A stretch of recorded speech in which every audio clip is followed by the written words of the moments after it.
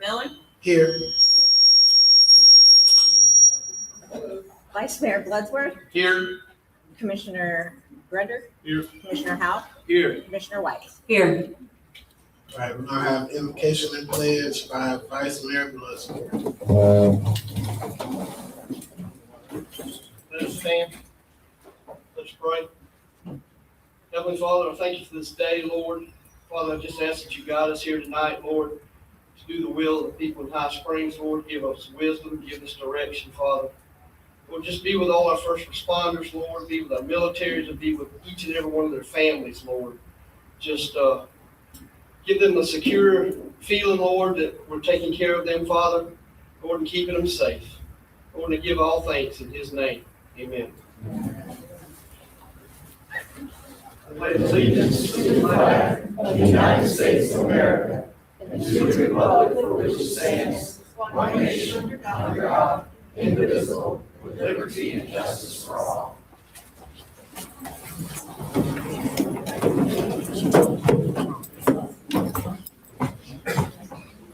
All right, we'll have approval of tonight's agenda. Should we approve tonight's agenda?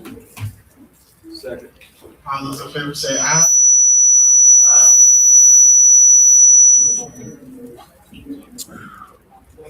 All those opposed, same sign. All right, so we only have one business item on today, discussion on fire and police budget and staffing levels. So how we're gonna work this workshop today, the city manager will go first, then the fire chief, then the police chief, then Commissioner Howell, and then we will have a general discussion in that order.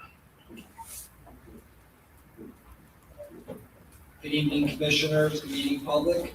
So, couple meetings ago, it was moved to take a look, a deep dive analysis, look into our police and fire. So what we've Excuse done. me, I can't hear. Can you talk in the mic, please? We can't hear. Thank you. So what we did is, we took it in three phases. The first phase was sitting down, looking at numbers, no bias, no feelings, no nothing. Just look at the numbers. What does it take to run the police and the fire department, and where could we make, if we were to make cuts? We took a look at those numbers. Then after we decided where we could cut, which you'll see tonight, we started looking at level of service. This was a conversation that we had with the sheriff and also with the county fire chief. Talked about levels of service, different options. You're gonna see some different options tonight. And then the third phase will be political considerations and public considerations. So that's what the workshop is for. So you can gather input from the community and help you better make a decision on what you want to do, if anything. We did as a coin toss, and the fire department won the coin toss to go first. I'm not gonna talk a lot, but there's a couple things you need to consider when you're looking at this. Is we have financial situations that are going on today, and we gotta solve them. And one of them is our infrastructure. We take all the money out of our infrastructure and we put it into our general fund, not to fund any one thing. It's just we pull $1.12 million out of the utilities to put it in the general fund to help our general fund going. What we're not doing when we're doing that is investing back into our infrastructure. Now, the consideration I want you to take is Bridalwood is going to happen. They applied for their first building permit. They're going vertical. So eventually those houses will be built, and we need to be able to sustain the development that's been approved. So we need, right now we have to stifle development in some areas of the city because the infrastructure, like our sewer line, can't handle any more people going onto it. And that's an issue. Your infrastructure is important. So keep that in mind. This city will grow. A couple commissioners, they talk about what's it look like in 5 years. Keep that mentality when you look at this. How are we gonna grow? How are we gonna manage this growth? And how do you want your public safety staffed as we move through this? So you'll see tonight, you'll see staffing how we'll staff it, what, if you cut something, police or fire, doesn't matter. We've cut as lean as we can in most areas.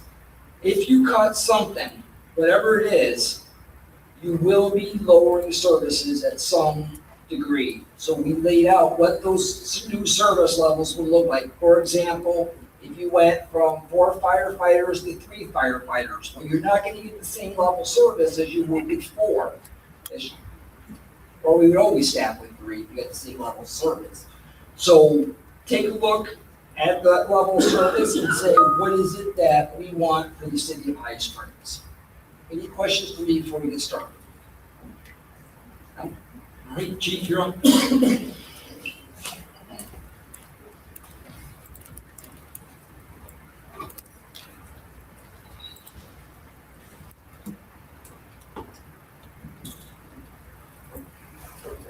Mayor Miller, Vice Mayor Bloodsworth, Commissioners, City Manager Marshall, and the residents of the City of High Springs. Thank you all for being here. Thank you for the ability to present how we can continue to provide exceptional services to the City of High Springs residents. Let's talk about staffing first. Our current staffing level reflects a model of 4 personnel per shift that consists of 2 personnel on the engine, providing all hazard services, including advanced life support. That consists of 1 company officer and 1 paramedic EMT. Oftentimes the officer is a paramedic also. We also have 2 personnel on our squad that provides all hazards services, including technical rescue and advanced life support. We staff that vehicle with an EMT and a paramedic. And currently what we cross-staff is our brush truck and our tanker truck with one of the 4 personnel that we currently have on staff if that truck is needed. Usually one person response is okay for a brush truck, or 1 person response is okay for a tanker. So we'll send 1 person with that, move the other person over to the engine, and continue to have services in the city with 3 people. Our current staffing up to date, however, is much lower than that. Currently, we have 8 staff members full-time. That gives us 3 people on A shift, 3 people on B shift, and 2 personnel on C shift. We have 8 part-time personnel. Of those 8, 4 to 6 of those have the most availability and are able to provide help for us when we need it. We try to staff as much as possible with our part-time personnel. Even though we have 3, 3, and 2, we are still trying to staff our department as much as we can with 4 personnel each day. Because of the limited resources that we have, the limited staffing we have, it's become very difficult to maintain those 4 personnel per day. So we have had to drop our services to 3 personnel, which essentially takes one of our vehicles out of service, generally speaking, our squad, because we move all 3 personnel onto the engine, and they respond as a single unit. What this does is essentially reduces services to the city by 50%, because now we're only running 1 truck instead of 2. And it also causes us to have a possibility of a reduction in revenue from the county, because we're not able to handle those simultaneous calls like we would if we had 4 personnel. We're trying our hardest to make sure we have 4 personnel on shift every day, but when you only have 6 people to fill spots on any given shift, burnout happens pretty quickly, and it gets really hard for these guys to have to do that. We haven't filled the vacant positions that we currently have, and we'll talk about that in just a few minutes. When we talk about the National Fire Protection Agency, or NFPA, their recommendation is 4 personnel on engine companies, 2 personnel on tanker companies. Now, keep in mind, this is a recommendation, it's not a mandate. Departments our size, we understand with the current financial climate and the department our size, it would be almost impossible to accomplish 4 on the engine and 2 on the squad. We understand that. This level of service would be the most efficient and probably the safest model for both our firefighters and our citizens. But having 4 personnel in the station kind of gives us that ability to have that staffing, even though they're responding in two different vehicles. You have an engine with two on it, you have a squad with two on it, they both go to the same call, so essentially you have your 4 personnel on scene.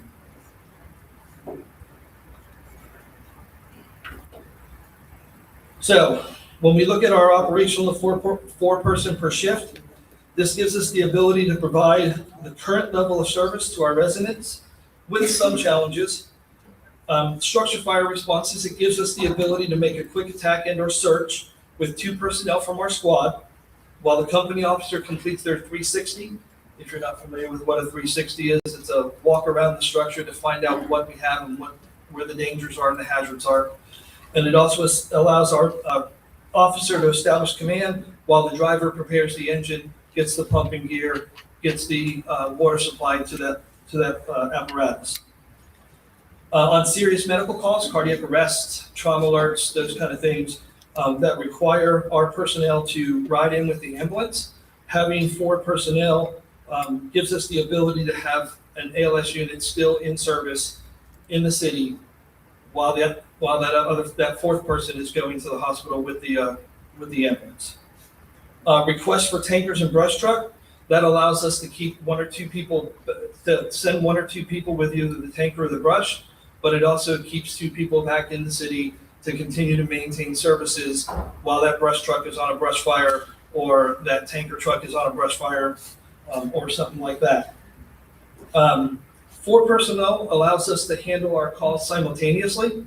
So if we have 2 calls back to back, we can handle those simultaneously because the engine can handle one, the squad can handle another. And it helps us to keep our resources, enough resources to provide the exceptional service that we already do. As you can see on the chart, 5 personnel gives us the best operational abilities. However, again, with the financial climate, we are able to do more with less by going to 4 personnel. We understand that 5 is probably not an option. However, when you move to 3 personnel, that becomes a very difficult task. When you have 3 personnel, it gives additional risk to the firefighters. It also gives additional risk to our residents. Plus, it gives us a financial. There's a financial burden when we go to 3 personnel, and I'll explain that when we get to the financial side of this. Oftentimes, our volunteers and our administrative staff will respond the tanker or the brush truck, which will leave our 4 personnel at the station to handle other calls within the city. Myself and others in our staff can do that. So we also often do that. We've also instituted a callback program. Okay. Our callback program essentially has off-duty personnel that live close to the station. They're issued a pager. If we have a time where our resources are completely diminished, we'll call for a recall.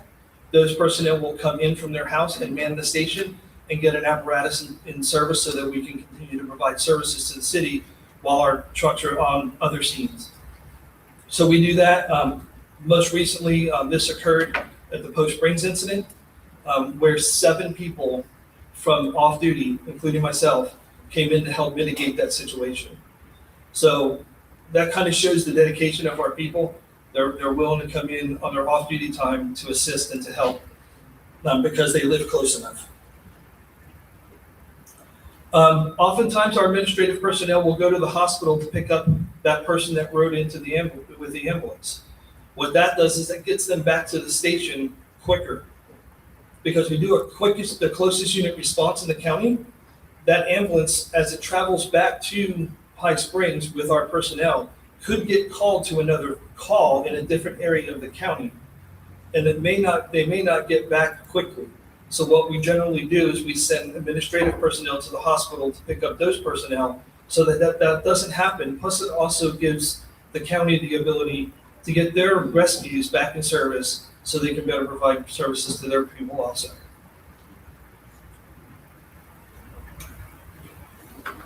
Okay, fire staff reductions, and this is the financial part.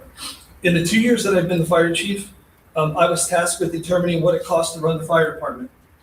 After reviewing the budget that I was given when I got here, exactly 2 years ago yesterday. So I was given a task to take a hard look at our assets and our budget, and we made several budgetary cuts. Those cuts yielded a reduction in operational cost of $468,880. So in 2 years, we were able to cut our operational costs by that. Reducing staffing in February from 5 people to 4 people per shift yielded us an annual reduction in payroll cost of $294,231.58. This is included in 460 total. So that's included in that. While it's significant to be determined to maintain that 4 personnel, a policy in place that if we drop below 4, to fill those positions with our part-time personnel. If we can't fill those positions with our part-time personnel and an administrative person like myself is not available to take that shift, then we drop to 3. We try not to do that very often because, like I said, it's a reduction in services to the city by half, and it's also a potential loss of revenue from when we run with the county. But our men and women deserve some time off. They have their PTO time. We only allow 1 person off per shift, so hopefully that doesn't happen very often. When it happens during the day, like Monday through Friday or Monday through Thursday, I often fill that position so we can keep that overtime cost down. With the recent resignations, we've had 4 people recently resign. Those are listed there under the highlighted ones. With those recent resignations, we have been severely short-staffed. Like I said earlier, we have 3 on A shift, 3 on B shift, and 2 on C shift. So that makes it hard for us to schedule these people, but 3 personnel per shift is really not feasible for the long run, okay? We have not filled those 4 vacant positions.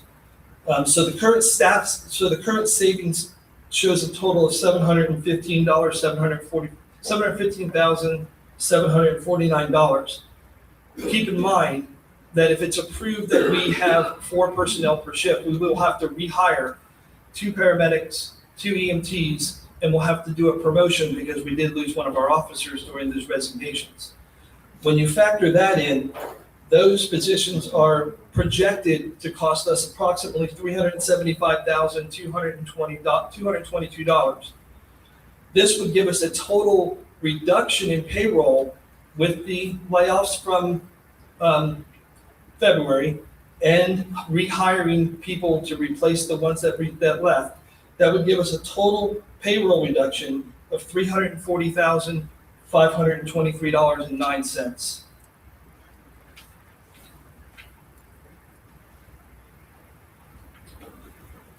To maintain the fire department at 4 personnel, I would propose an increase in the fire assessment fee for the next budget year from $250 to $335 per household. Along with the reduction in the staffing to 4, an increase in fire assessment fees, we would see a reduction in the fire department's draw from the general fund from $1.121,711,000 to approximately $788,000. Additionally, we budgeted this year for $197,000 in revenue from the interlocal agreement. Currently, as of today, we have collected $180,000 of that 197. So we do project that we will collect above the 197, and we're only 2 quarters in. We have 2 more quarters to collect. So currently, we've already collected $180,000. Keep in mind, though, that we haven't started negotiating with the county for the new interlocal agreement. So that may change a little bit. That dynamic may change once we negotiate. Okay? Going to a 3-person staffing model would save us a little bit more money in the general fund draw. It would bring it down to about $513. But you have to remember that if we go to a 3-person per shift model, I have confirmation from ISO that our ISO rating would drop from a 4 to a 10. That would incur large increases in homeowners insurance potentially. I don't know that that's a fact. I haven't talked to an insurance company yet. But it could result in higher insurance costs for the residents. Okay. Now, we understand raising the fire assessment fees is a lot to ask. We did that last year, and we're gonna ask for that this year.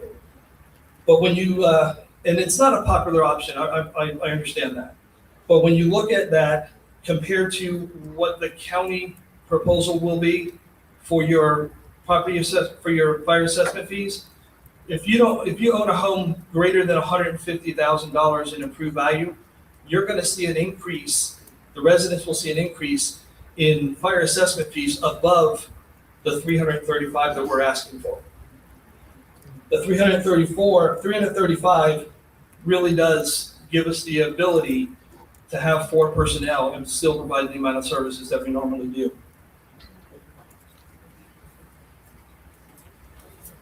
In closing, staffing cuts reduce salary expenses by $294,231.58 without the resignations.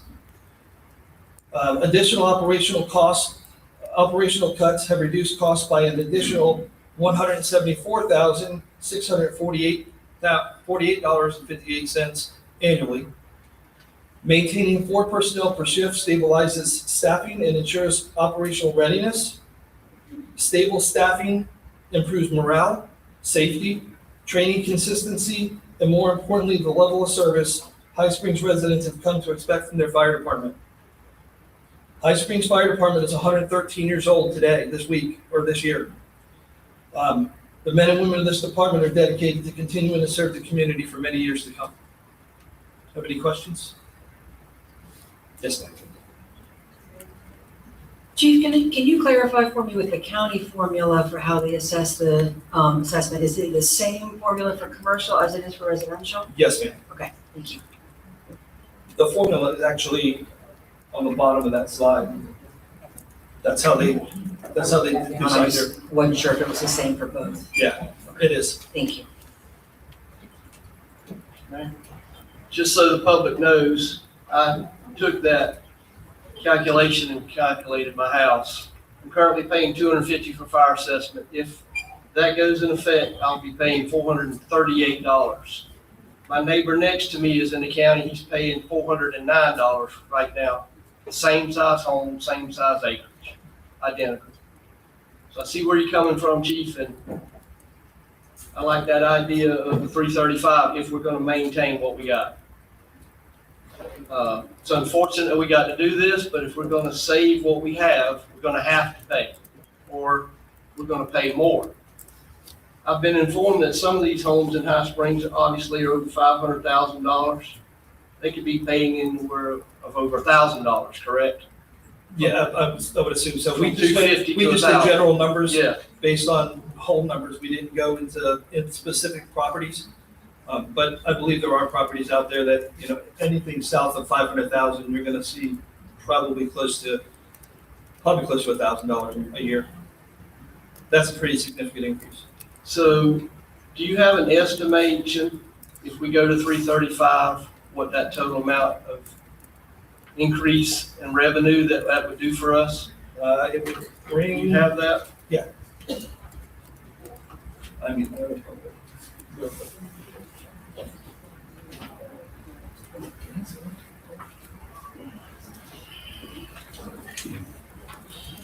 currently at the 250 per household, our revenue from that is 969,220. That's what I have. And then if we went to the 335, our revenue is projected to be 1.302,452. So 1.3 million. Going by off of our 26 budget here, your budget is $2.34 million, is that correct? I believe so, yes. And you're saying if we go to that 335, it's gonna be what again? Let me write that number down again, please. Yep. And we had to transfer 1.121 million to your department to keep it going. Correct, but it would be 1.302452. With that increase, it would reduce the draw from the general fund to Absolutely. 788. Yes, sir. Yeah, it would take about 300,000 off of the general fund, maybe a little more. And with your comment saying that Bridlewood's coming, which it's inevitable, it's gonna happen. That's gonna bring more revenue into the city to cover that, but what is a typical percentage that we should expect moving from general fund to like the fire department? Since we're talking about it right now, what should we expect percentage wise? So it's common to take out of our enterprise funds. For those who don't know what an enterprise fund is your utilities, like your sewer is its own fund. So the money that you pay for your sewer goes to fund sewer.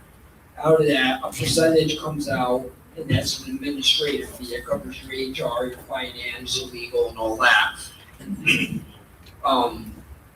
It varies very much on how much we take out of each enterprise fund. The new finance director and I are trying to write a fund or a administrative policy that's gonna keep it between 7 to 10%. For example, our transportation is 100. So would we be in a range if we go with the number the chief's presenting here that is comparable, or is that too early to tell right now? That'd be too early. You would have to approve the fire assessment raise, and then we would show how much we got coming back into general fund, but the conversation we need to have is what are we doing in the future, for our public works, so that would lower draw. Yeah, absolutely. So essentially, to answer your question, instead of going in circles, I apologize. If you raise $300,000 or by fire assessment, we could essentially lower the draw from the general fund by that same amount, which essentially lowers the administrative pull off the enterprise fund. Does that make sense? Absolutely, yes, sir. Appreciate that. Thank you, chief. Yes, sir.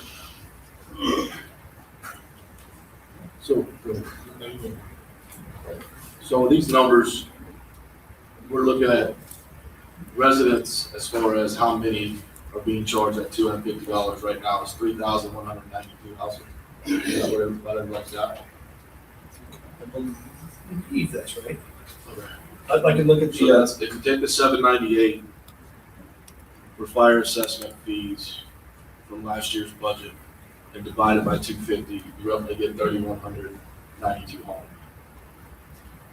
So if we increase that to 335, you're looking at a $271,000 increase in the fire assessment. And based on that budget, right now, fire assessment covers roughly 35% of the fire department's budget. So if we increase to 335, it's gonna, the fire assessment will cover roughly 47% of the fire budget. I want to say the norm of fire, and what I'll say first was, because our fire assessment's been so long, for so long, this is why this is happening right now. So ideally, with the numbers that I've looked up, the fire assessment should be close to 70% of the fire budget. I think ACFR is 75%. it is. So that's where, and like you said, Chief, we don't even know, you guys have collected a lot of money, I know you guys have been working. But if the county sees that, it's gonna be one of those things where they're gonna cut us again. That's a scary part. Yeah, ideally, 335 should have been the fire assessment 8 years ago. So, It's not a popular thing, but it's, if we want to continue to be High Springs Fire Department. right, no, I mean, I agree. We're gonna have to look at that, because the county money, you're right, it's not a guarantee. We're fortunate this year that we're gonna collect more than what we budgeted for. Because the call load is much different than what we anticipated. The call data allows us to have more revenue from there. So we don't know what the actual total is gonna be, we can only project out what we're gonna receive from the county. But like I said, we haven't started negotiating with the county to determine what that's gonna be, so. So we really need to have a fire assessment that looks identical to the counties. We need to have one that's on a sliding scale. If your home is worth more, then people need to be paying more. We certainly could do that. We would have to do another study, but we would have to hire a different company. The company that we use is set on the way they set the fire assessment fees. We would need to find another company that'd be willing to look at the fire assessment fees based on how the county does their fire assessment fees on the formula that they use. But yeah, that would be a definite thing to look at. Well, I think that's, if we're all gonna sit here and be honest, which I think we have to be, we are out of the realm of, we gotta get out of fairy tale land. It's a pay-to-play city now. That's what it has to be. That's where we're at financially. We've held back cuts for so long, that we're here where we're at now. And it's gotta become pay-to-play. And I think that's what, if everybody could get on board with that, and everybody's okay with just paying more, then we absolutely keep everything. And I think that's what the vast majority of us want.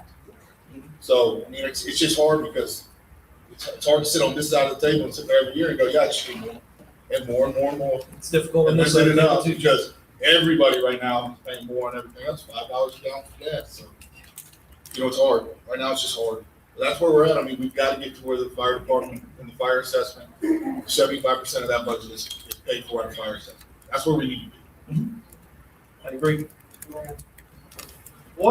And Mr. Manager, you can probably answer this. I know we are at 250 right now, and we set it at 335, but wasn't there another figure we could have gone up to There and is. that we chose not to? Do you have that number? I sure do. While he's looking that number up, so either which way, we're gonna have to do another fire assessment study, whether you stay in this methodology or go to the county methodology. We're pretty close to being tapped out on our fire assessment fee. So you're gonna have to do another study. We'll find the money for it. It sounds like a lot of money, but the grand scheme, I think it's gonna be about $15,000 to do another fire assessment study. You can't just, so one thing we can't do as a city is I can't arbitrarily make a number. Let's raise the fire assessment to 550. I can't do that. We have to go by what's in that study. And we're gonna have to do another study soon anyways, whether you change the methodology or stick with what you have now.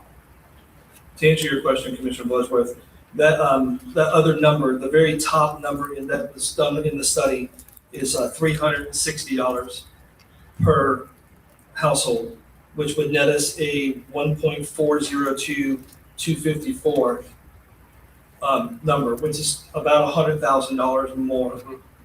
Yeah, I thought we had another number that we could not go past without that study. Well, 335 is where we set our resolution at. Mhm. And now 360 is the number that we can't go past without doing another study. But we can change our resolution to 360 if we need to. Certainly, Yeah. I'm sure we could do that. I did have a question. When we transport people back from the hospital, who gets billed for that? That's usually, I'm talking about our staff.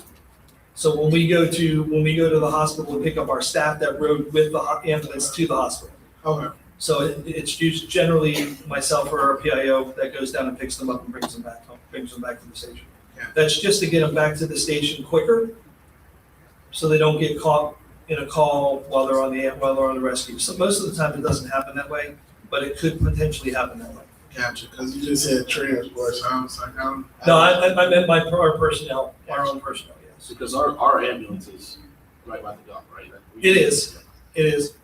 Have we, But that ambulance goes by closest unit response. If it's at the hospital on Archer and something happens right there on Archer, that's where they're going.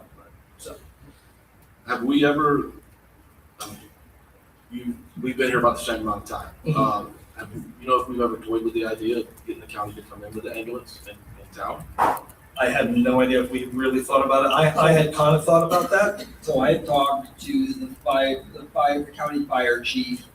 That's an idea he's throwing around, because he's gotta do something with that building that it's housed in. One of the things we suggested was bringing it to High Springs. We've had some talks, it's not for public, it's just between me and Chief Diaz, nothing solidified, not even a gentleman's agreement, it's just conversations, but that talk has happened with the county about possibly bringing the ambulance over. And we do Keep have in mind, room. also, keep in mind, we have the joint county meeting next week. This is on that agenda, the fire services. So you will have a representative from the sheriff's department to answer questions, and the county fire chief will be there to answer questions about what he's prepared to talk about if we, for example, give you one or the other, but since she's up there, we get rid of the fire department, what's it gonna look like if the county comes in? We've had those talks about what it would look like, it's just, we have to negotiate this, I really can't talk too much about it in public, but there is a plan if you decide to go that route. If I may, Chief, something we had talked about is the agreement that Newberry has with the county. They have a bay, the county has an ambulance in. Correct. And it's staffed by the county, Mhm. but they just stay there. Yep. So if, let's say, Station 20, it is old, as Mr. Marshall said, if they needed to refurbish it, if we could give them a space to be here, Mhm. would that help our ISO rating? Could it? I don't believe it will because No? they're not part of our department, and Okay. ISO goes by strictly fire stuff, fire related. Okay, Incident Okay. responses, not EMS responses. but if that ambulance were here, Mhm. it would make for better response time for High Springs residents It could, for an ambulance. it could. I didn't realize that we sent personnel to the hospital for transport. I didn't know that happened. That's On crit- expensive. On critical calls, we do, because they need help. There's only one person in the back of that ambulance, generally speaking. Okay. And if they've got a cardiac arrest or something like that, it's hard to do CPR and push drugs and do everything else. So we generally send somebody with them to assist them doing those kind of instances. Good example is the Post Springs. Right. Rebecca rode into North Florida, and another one of our medics rode into the landing zone. So we assisted them with that. So we do that kind of routinely, but we try to make sure that we get that personnel back quicker. And to answer your question about the ambulance being in the station, yes, they're in the station, but once they get that call and they transport that patient to the hospital, there's no guarantee they're gonna be back within an hour. It could be 5 hours if they get caught in other calls. No different than where they are now. Yeah, no different I'm than just what they're at saying, now, yeah, it's the If same. they were it's the same thing. here, Yeah, we would definitely have quicker response we times could because they'd be right augment our there. services without hitting the High Springs bottom. Right. Yep. So when one of our personnel rides into the hospital, do we get that in-kind agreement money back from the county? When we have somebody that we're taking out of service for us here, what kind of financial compensation is there for us? There isn't. Unless the call that was run was in the county, then we would obviously get paid for running into the county. Right. But no, there is no, it's an agreement that we have. So We there's have no an financial. MOU that says we need help. Yeah, it's kind of like, an officer needs another officer to help back him up, kind of thing. Is that standard for any other It is, municipality? it is. Most every fire service and EMS service in the state do the same thing. Every fire service I've worked for, we do the same thing. It's just it's a good thing to do to help your ambulance service. When we're struggling with staffing though, that can really It is. cripple us. And we've had to really make sure that we send the right people Yeah. now, so that, say if we only have one medic on duty that day, and I have a 3-man engine, I may decline sending somebody. I may tell them, no, we can't do that because we're so short-staffed. Or if I only have one medic, I can't send that medic with them to help. I've got to send an EMT with them to help.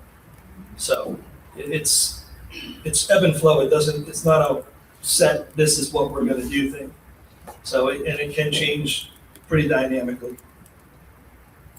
And Chief, I just want to make sure, when we voted last year, we went down from 5 to 4, right? Initially, I believe the vote was to stay at 5 personnel.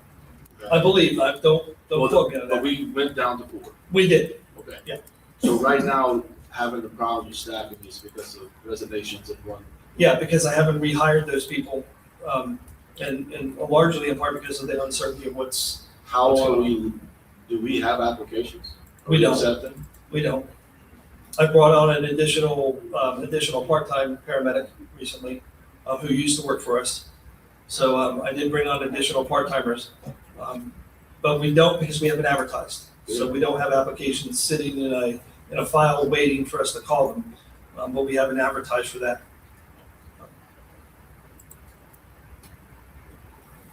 I believe due to the uncertainty of what we haven't moved forward because of not knowing raw numbers and data, that it's put uncertainty to the firemen out there. They don't know what's gonna happen to their jobs, and I wanna be able to deal with this now and fix this so you can get applications if we decide to stay. It's time that I know we can't make a decision tonight, but we need to fix this. We need to either go one way or the other, draw a line and say, this is what we're gonna do and be done with it.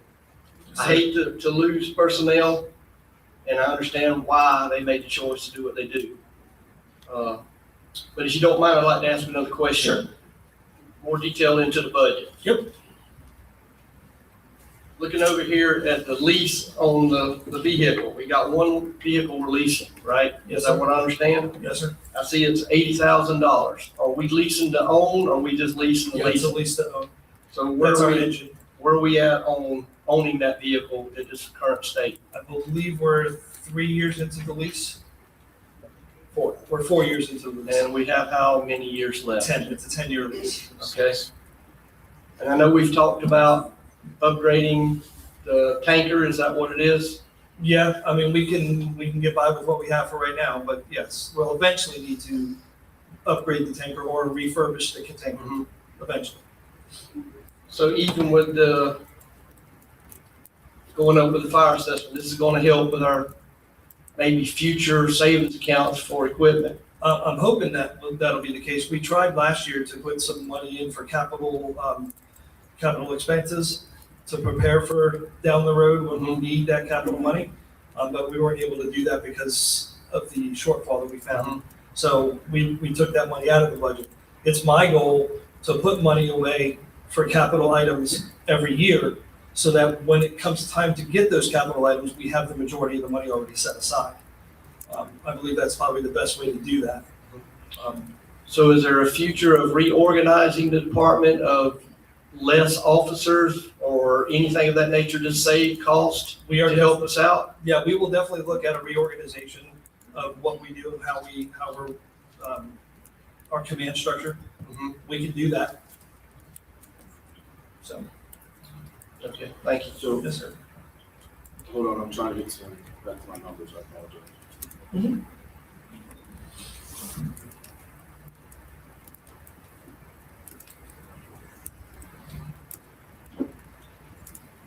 So my other concern is that, yes, if we up this, even if we went to 360, we'll say roughly right at 50% fire assessment covers. The elephant in the room is the fact that this property tax thing in the state of Florida is really bad. And if our property taxes go away, where are we getting that other 50% to cover our fire? And I'll be honest, one of the things too that I hear you, Chief, and I appreciate your work. But when we were talking about staffing, yeah, we can do that. I don't want to put you guys in a situation that we can't afford you, and we're putting you in bad spots unsafely. That's a reality. I want you guys to have the best equipment. I want you to have the best everything. It's looking further down the road. It's because, yeah, a lot of people love their jobs. A lot of people would do them for a lot less money, but it's getting more expensive to live anywhere. And I know these guys want raises. Men and women want raises just like everybody else. The cost of maintaining these vehicles is going to go up. I just don't know where it's going to stop. That's the scary part. The beautiful thing about it right now is that we only owe on one piece of apparatus, and the majority of our apparatus are fairly new. Right. So repair and maintenance costs are at a minimum right now. They're not really that bad, other than the tanker. And we've already taken care of most of the problems with that tanker. So our equipment and our overall operational funds, we could probably look at maybe slimming down a little bit more on that. The majority of our budget comes from payroll. And to Commissioner Render's point, yeah, we really probably do need to look at a different model for how we do our fire assessment fees, because we really do need to get to that 75%, because we can't really rely on what the county's going to give us. So And if we can't rely on the property tax, the fire assessment fee is really their only way to keep our fire department alive. So we really do need to look at the fire assessment fees. So what does that 75%, I know we don't want to even think about it, but what does that 75% number look like? I couldn't tell you. I would have to do some numbers and some calculations. I don't really know what that would be. I'm sorry. I think if we went across the board, $600. There you go. 733. But we can't, with the fire assessment, we cannot fund the fire, or that's 75%, I'm sorry. So no, I was high, one moment. The reason why you can only fund about 75% Yeah. because that fire assessment fee is supposed to be only used for fire Sorry, services. fire services. Not Yeah, I EMS. was too high. So you can't fund 550. 100% with fire assessment fee. It'd be 550. Mr. Mayor, if I could ask one question, on these numbers that you're giving us, this is per residence, these are residential numbers. Correct. Do you have a sense of how much comes in from ad valorem tax revenue from the commercial side in High Springs? Let me take a look. At the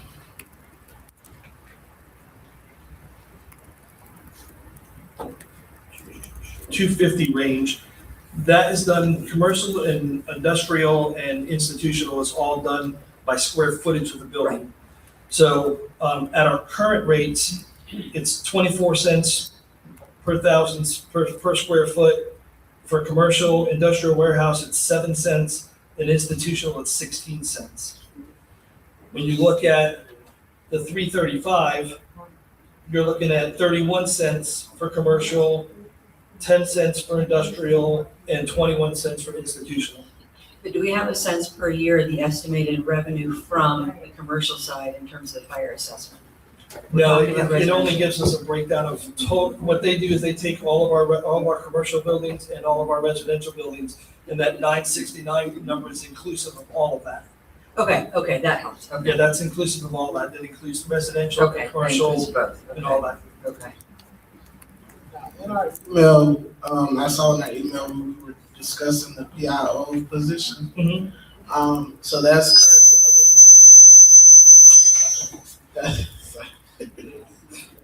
that's currently under the fire department, right? Not 100%.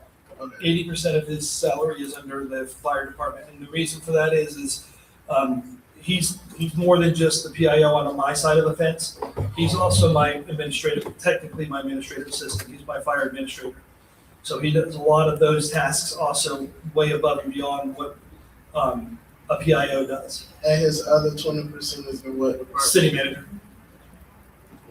I think that got moved last year, right? Yeah, that got moved last year. Yeah. And so is there any way possible, I guess this is a German question, is there any way possible to make this a 50-50 split? That's what it was. Before we did the 80-20, it was a 50-50 split. So, And that didn't help with us doing it as a 50-50 split. well, we could go back to that, Jeremy. That's something for you to talk about. Mayor Miller asked about the PIO and how 80% of it comes from the fire department, his salary, and 20% comes from your office. He asked if we could make that split less and make it 50-50, like it was. We could, but it's not gonna save any money, it's just what account does it come from, it's still gonna cost, so let's suppose, just arbitrary numbers, I don't know what Kevin makes, I don't wanna disclose, suppose Kevin makes 100,000, he doesn't. That cost is still gonna be 100,000, whether it's 80,000 out of the fire and 20 out of the city, or 50-50, the amount is still 100, just how much do I put into the fire and how much I put into it. We could, we can put it back to 50-50. Kevin does mostly fire stuff, as you see, but if you wanted to see an increase in PIO stuff for the city, we can move it back to 50-50. It's just, it won't save any money in the budget. Would it save any money? I know sometimes he doesn't do very much with CRA, but could CRA take a portion of that, of his salary? Because he does do some PIOs for CRA. If we did an 80 and 20 with CRA, You would, so to justify that, he would have to essentially do 20% of his time, in theory, 20% of his time would be PIO stuff for the CRA. I really don't see the CRA using 20% of a PIO's time. What about he filmed all his videos in the CRA district? We're getting a little creative.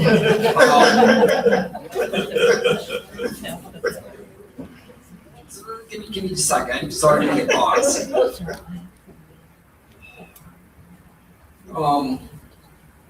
I could, what do you think about the CRA? I haven't really so the CRA's money is different than the general fund. So they have a CRA fund that, these facade grants and you see get fund out of it, and maybe going in and a portion of my salary get funded out of it. We could use it if the PIO stuff is for the CRA or CRA. We could, I just don't know how much. I mean, doing the filming in the CRA district really doesn't benefit the CRA. We could look at getting creative with it, but that would take some more thought. Mayor, if I could piggyback on that, I remember the videos that Kevin did for Amy when she rolled out the new facade grants. I mean, I know he's in the fire department, but he's doing PIO work for the whole city. And that's something that I think we're overlooking here. And in that business model, genuinely speaking, we should be able to cover his FTE across the entire city. Because he benefits Amy, he benefits, I don't know, he doesn't do a whole lot for police, but I'm sure he could. If we're doing something for the building department, he's gonna benefit them. So I think that there is a direct benefit for everything that he does, and that the fire department is disproportionately burdened. Now, I know he's sitting there and he does a lot of fire stuff, I get that. Mhm. But I think that if we could spread that love across, that, maybe, we're still in a budget crunch, and I get that, but at least in terms for just the fire, if we decrease the amount of that FTE in that department, and unpopularly, I know, the vehicle. I know he likes having a vehicle, and I know that he uses it to respond, but when we're trying to save the fire department, is that wise? Could we use that vehicle for the second one for a captain or somebody else that was on staff and get rid of the red one? I don't know what kind of operating costs we have just to keep that red one going. Very minimal. It's preventive maintenance. Same with Kevin's vehicle. You gotta understand, my vehicle, Kevin's vehicle, they're paid for. Right, I It's understand just that. repair maintenance. Right. Now, and I think it can't be overstated how much you have cut. I think that these 2 years have seen tremendous gains in terms of tightening up. And, I've said it before, you walked into a soup sandwich and there was a lot to do, and I get that. But I think the opportunity to be creative, to try to, massage things around to make it a little bit more palatable and less of a burden directly to you, I think we should discuss it again. I agree with Mayor Miller. He did great videos of Amy. She looked fantastic, and then we got some of those residential grants coming in, so that was a win. Direct benefit to the Sierra, so. To think about that a little bit more, we could. So Kevin is the city PIO, and Kevin is never, I've gone to Kevin many times, hey, let's do something like this, and it's always a can-do attitude. We could take out of the fire and say 10, just for easy numbers, 10% fire, 10% police, 10% city manager on through. You could do that, but it's still not gonna save you money because it's the same pot, except for two, which would be the CRA, the building fund, they're their own money. And that would take some research, and I'm not real comfortable. I like to work in very black and white, and that's a little gray for me to agree to right now. Because there's a lot of stipulations on what you can spend that money and what you can't spend that money on. And I never looked up PIO for either one of those ones. Well, let's suppose we don't do the CRA and we don't do building. They don't need PIO. They do, but they don't. Then we divide that up amongst the rest of the city departments. It's not saving anything, it's still all coming out of general fund. Again, 100,000, whether you split up 10 pieces or not, it's still a whole candy bar. Does that make sense? I just think that it's still something worth checking out. You know, I know we're here, sitting here, we're trying to think of every option, and I think that that is an option that actually could work. The CRA, you know, not to aim out there, but CRA got some money, so they could help in this area if we could find that as a possibility to do. So I think that would be a good option to at least look into and see. I will definitely look into it. I'm not comfortable giving you guys the final answer without looking to see if that's possible, but we will look into it.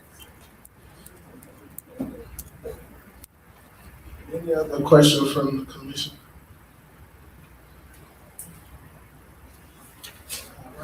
Thank you all.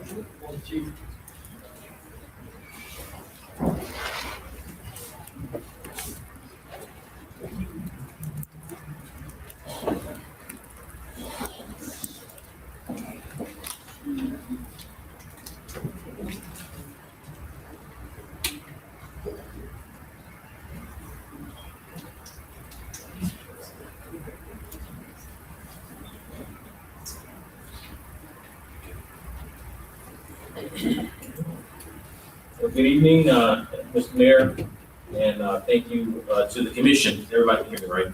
Thank you to this commission for your continued support of public safety in our community. We stand united with our public safety partners, the Alachua County Sheriff's Office, the Alachua County Fire Rescue, and the High Springs Fire Department, working collaboratively to serve our residents. Most importantly, I want to thank the citizens of this great community. We cannot do this work without their trust, cooperation, and support. During my tenure as chief, we have remained physically responsible, consistently managing our budget each year. We have implemented innovative cost-saving measures and successfully secured more than $200,000 in non-matching grant funding this year alone.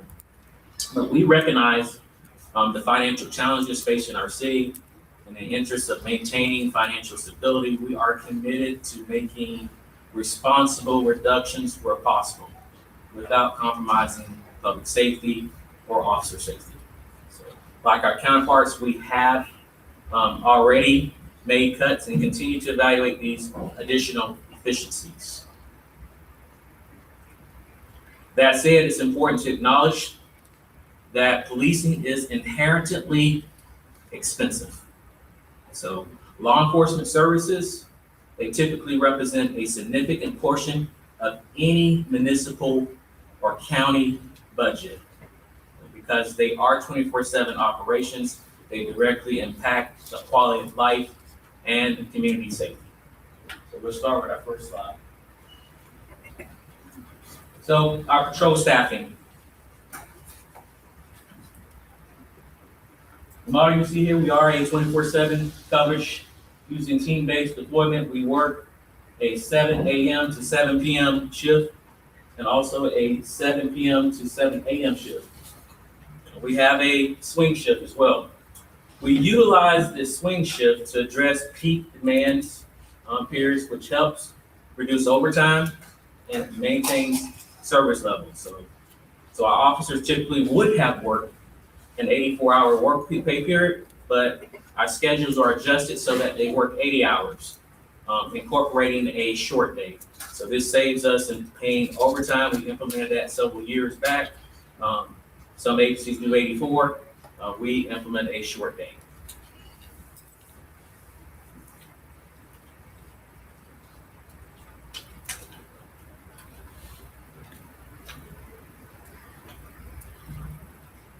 So each team is designed with a clear structure to ensure effective supervision. So we have a sergeant on one shift and your 2 officers, and then your swing shift.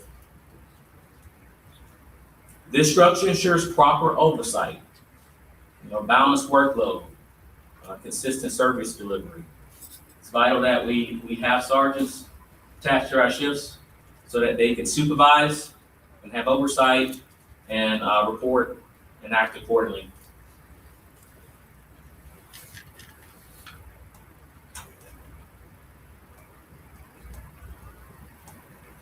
So staffing levels again here. What does Florida Department of Law Enforcement recommend to agencies? They recommend that you should maintain approximately 2.5 officers per 1,000 residents. So population of High Springs is 7,000 and growing. So when you do that calculation, it should be approximately 16 patrol officers. Now, our current population for this is for patrol division is 14 officers.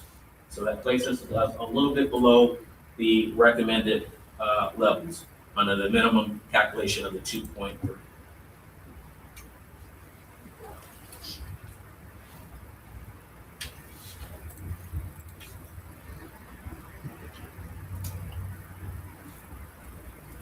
So in a proposed amended staff, if you were to reduce staff by 2 officers in our agency, we would be with 12 for patrol. That would be a shortfall of the 4 with the recommended FDLE standards. So we want to talk about what impact that would be. You know, obviously, they'll have a little bit increased strain on our operations. Staffing challenges, let's go over vacancies, which you see what the fire department is encountering right now. You have injury leave, those sometimes on duty and off duty. You have FMLA absences. By statute, employees are able to take FMLA for certain categories, which is up to 12 weeks. Military training requirements, we do have personnel who serve in our armed forces, and by statutory, there's about 240 hours. I don't know the exact figure, I can't remember right now in HR, but there's 240 hours plus where they are allocated time to go off and train. Sometimes they can go every other weekend. We have one that's on leave right now and have been for 2 months. So historically, our agency has maintained full staffing and stability. However, we've seen in law enforcement challenges in that instance. I think we are the only agency. I know we're the only agency in the county and around this region that is fully staffed. And it's because of the quality of employees that we have. And I think it's because of the leadership we have as well. And so we're talking about an agency that is also the lowest paid in the county, the lowest paid in the region, will continue to be the lowest paid. The hiring process, because this goes back to our vacancies. So this is not like working at McDonald's. We get an application, if we find applicants, it was very difficult in our recent past year. We find applicants that can successfully pass the pre-employment screening. That could take 3 to 4 months before we even offer them a job if another agency hasn't snatched them up. So that pre-employment includes psychological polygraphs, physical, etc., background investigation. So when we get a vacancy, it's at least 3 or 4 months before that person can come on staff. Once they come on staff, there's several phases of training that they have if they successfully complete training. That training takes another 3 to 4 months. So in reality, when we hire someone or when we try to start to hire someone, we can have a vacant position for 8 to 10 months.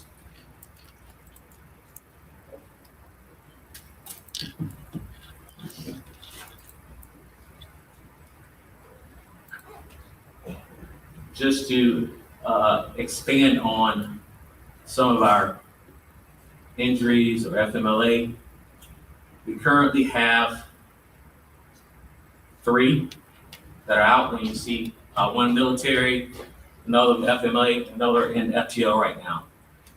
Every year we probably average 3 to 4. I'd have to go back and look at our numbers. Last year we had several people out for medical purposes, FMLA or military. So every year we encounter that where we're at least dealing with 2 people who are out simultaneously.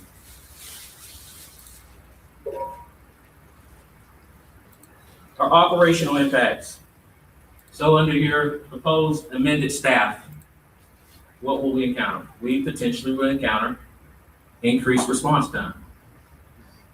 We potentially would encounter Officers with fatigue, if you work them longer, more, they can't take their vacation time. Sometimes you may have to work overtime, that's fatigue. We potentially encounter reduced proactive policing.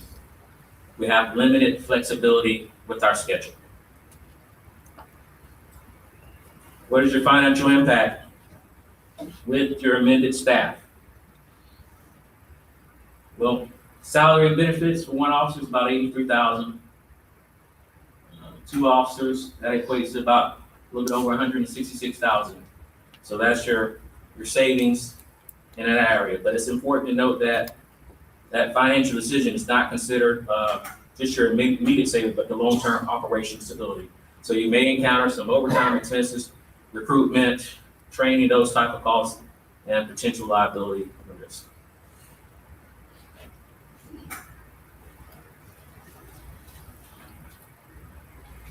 What are some alternative options?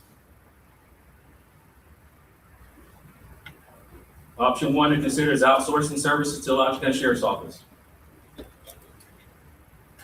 This would require a thorough evaluation, costs, your service, your levels, and overall community impact. So we reached out to the Sheriff's Office just to get some numbers for you. They verified these numbers twice for me. I wanted them to be accurate. For your option one basic coverage, if they gave you one deputy, you would be responsible. That one deputy in High Springs, you would still be responsible for your school resource. That is a total estimate of $2.2 million. This is contingent upon the school board paying their half for school resource officers and the county contributing another 18% to help you with that deputy, because that deputy not only servicing High Springs, it's servicing the biggest district in Alachua County. So that never changes if the county's not contributing to that. Option two, if you wanted to reach something similar to the services you have by the High Springs Police Department, I say similar, this is not to be exact because it's not inclusive of a detective. If you had two deputies segmented to High Springs, your school resource officers, if you had a traffic deputy that periodically worked traffic in our community, your cost is $4.4 million. Again, that does not include the 18% by the county or the assistance by the school board.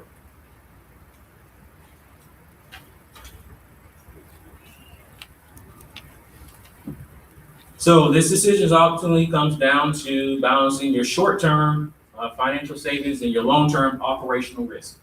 And so potential impacts includes your public safety, your service delivery, your officer performance and morale.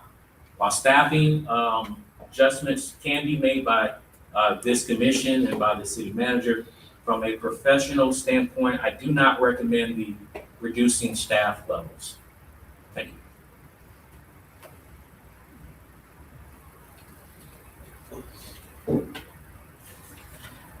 Thank you. Any questions from the commission? Chief, with the options 1 and 2,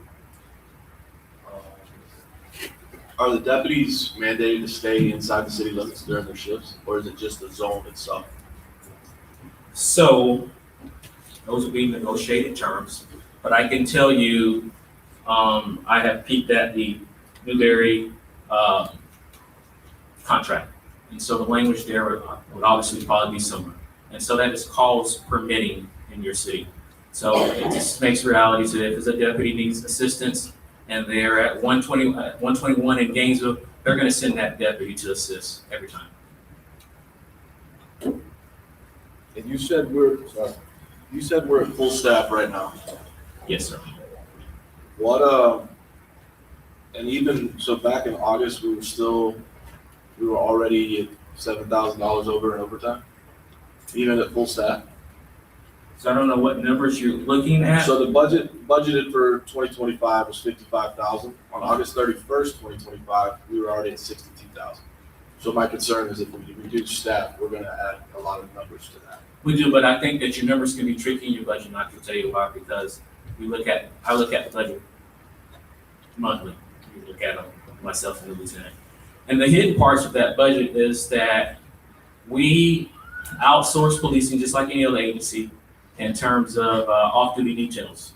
And so you're probably not seeing the return if they have not done a budget amendment.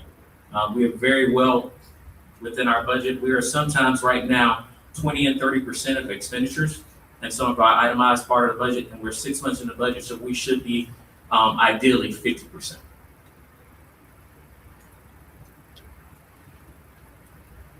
I'll tell you personally, I was out with the Alpha deputy the other night on a call. And the second we were done, he was leaving and he was heading to Tower Road. And it was 11 o'clock at night. He had no plans to come back. That's just where they were that night. That's where they were busy. And that's what's going to happen in High Springs. We are the very far north of the county. The second we take police out of this town, it's going to be the Wild West. I'm telling you, crime's going to spike through the roof. To me, getting rid of the police is not an option.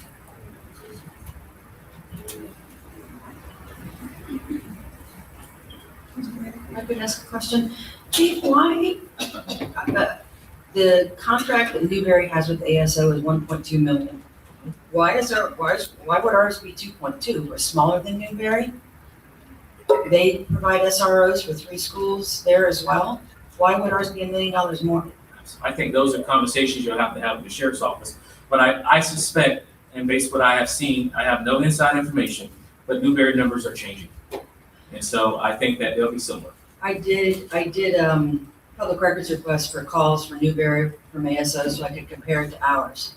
And the numbers are pretty similar. For a 6-month period, we had a total calls for service of 3456. Newberry had a total call of 3220. I didn't break it down to types of calls, but I can tell you that I had a traffic issue here and High Springs PD was on scene in maybe 5-6 minutes. My daughter had a traffic situation in Newberry and it took about an hour and a half. So, I mean, I totally understand the response time and having somebody spread that thin, absolutely. Newberry is bigger than High Springs is as well. Can I ask you a quick question in terms of staffing, Chief, from the 7A to 7P? How many full-time officers do you have working the day shift? We know we've got 3 at night. There is 3. There's daytime, there's a sergeant, 2 officers, and then there's a swing shift that helps with nights and days. Okay, so there's not separate traffic enforcement, separate patrol, just 3 total. Correct. And then we've got 3 at night. And I know we've talked about this before. We went from 2 to 3 fairly recently. Is there an option? I mean, you have the data in terms of when there's a preponderance of calls at night. Certainly you think Friday and Saturday nights are probably a little bit busier. Is there an option without impacting officer safety, because we do have MOUs with APD and ASO, that we could staff 3 at night on 2 nights a week? Or, I mean, what is the data bear out there? So as we, in 2023, we talked about adding that 1 officer on, and we did that. My position hasn't changed about public safety. And I can tell you a real example here, just Friday night that we had only dual coverage because 1 officer was out. And so at 8 p.m., one of our officers responded to a domestic violence situation that, without getting all of the details, that person had to be transported to the hospital. Our officer was there from 8, probably 9 p.m. to 2 a.m. So we had only 1 officer on duty. After working my regular shift on Friday, I came back out and worked with that other officer from 8 to 2 o'clock in the morning. We responded to what initially was a priority call. So he would have had to go to that particular call by himself. He could not wait because the rescue had to be there. Available units from the sheriff's office were on Tower Road that night because they were dealing with some, there were no units close by. In a situation like that, Chief, would APD not be able to assist? Because the one thing I can tell you I've heard from a lot of people is when anybody needs some help, Vernon Higginbottom is the first guy there. Absolutely. We both assist each other Okay, if they're available.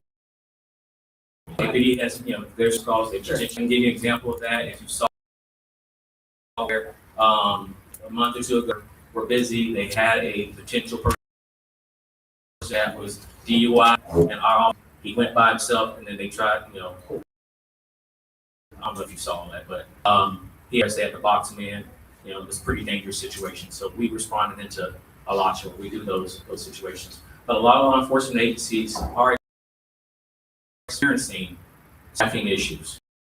They are very, very, very at low staffing. in terms of SROs, Chief, what is our burden in terms of paying for those 3 positions? What's our financial burden? So I went back and looked at that. Because we don't have much overhead and we do not pay a competitive salary, ours is an 80. So I went back and calculated the school percent of that, and we're paying 20%. That's the same calculation for the agencies in terms of the same salaries. Let me expand that. Use that SRO to our advantage. There's a lot of holiday get off. Our folks come to work. They're deployed for patrol. We also use them in a proactive manner. We use them to go out and look for our homeless population, to try to provide resources, to try to identify who they are, to see if they have warrants. If they have warrants, we send them back to Gainesville. If they are camping in our public locations, we're trying to be proactive. Whatever type of issues that we're experiencing, we utilize that. We also use it for community oriented police and a number of things, but we have a lot of uses of our SRO. And I wanted to also just add on about the number of officers in terms of the SRO. There's a calculation out there. We're contracted with the school board. So you go based on your population of the school. And so that's why you have 2 officers. We want to keep that community safe. We know that High Springs Community School had a school shooting. It's the only one in the county. And so we want to keep those 1,000 kids and their staff very safe. I can tell you my 2 older kids were at that school when that happened. And that response was nothing short of remarkable. And my kids both, when I picked them up, said, "No, Mom, we were okay." Absolutely. And that was not just the law enforcement response, but staff and how well they were trained, Absolutely. and how the next day they were doing the lessons learned, what could we have done better? So that partnership, I don't question that at all. Absolutely. When it comes to total calls for service, we had about 3,456 over the 6-month period. 307 of those were service report, where we did a report for it. So I'm just looking at how, we have there's about 1.6, 1.7 reports that we generate per day. How does that compare to other municipalities in our area? Because it seems to me like it's pretty low. I don't know how it compares to, and it's dependent on your agency and your administrative roles. You may have some bigger agencies that don't document because they got to get to the next call. There's some calls that are policy-wise that you have to document, and then there's some statutory ones. So I don't know the comparison of how many reports another agency does versus ours. The one bit of information I asked for that I didn't get was the cost for vehicles. And then, vehicles that go outside the county or outside High Springs to go home. I get that that's a great perk, but is that a cost savings measure that we could implement? If the officer lived outside the High Springs area, even if it was a High Springs address, it was Columbia County or Gilchrist County, that's still pretty close. But, if we had an officer who lived on the east side of Gainesville, that's quite a commute. And, I think having our vehicles that far away doesn't do anything to help the safety of our community here. I get how it helps if they live here. Right, absolutely. Is that something we can do to save some costs? So our take-home vehicles are usually pretty much similar to other agencies. And so we use them not only just for the perk portion of that, it's for operational readiness. We sometimes call out folks and have to come out and respond. But I think the meat of your question is that can you save? You certainly can save in gas, but I would remind you that you are the lowest paid agency in the county. You are the lowest paid in the region. And so when you do that, do you really save in terms of recruitment and retention? What would be the fallout from your staff. I looked at also other agencies, like I don't know of any municipal government or county where they don't have the take-home cars, but I looked at Santa Fe College Police, that's a college police department. They don't have take-home cars, but they're still making way more than our agency. So you would save in the cost of your gas. I think you would pay tremendously in your overtime and your recruitment and retention of your staff. I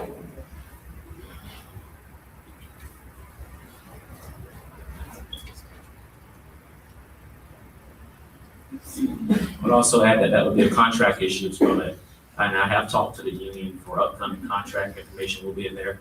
They recognize the importance of making concessions in our mix.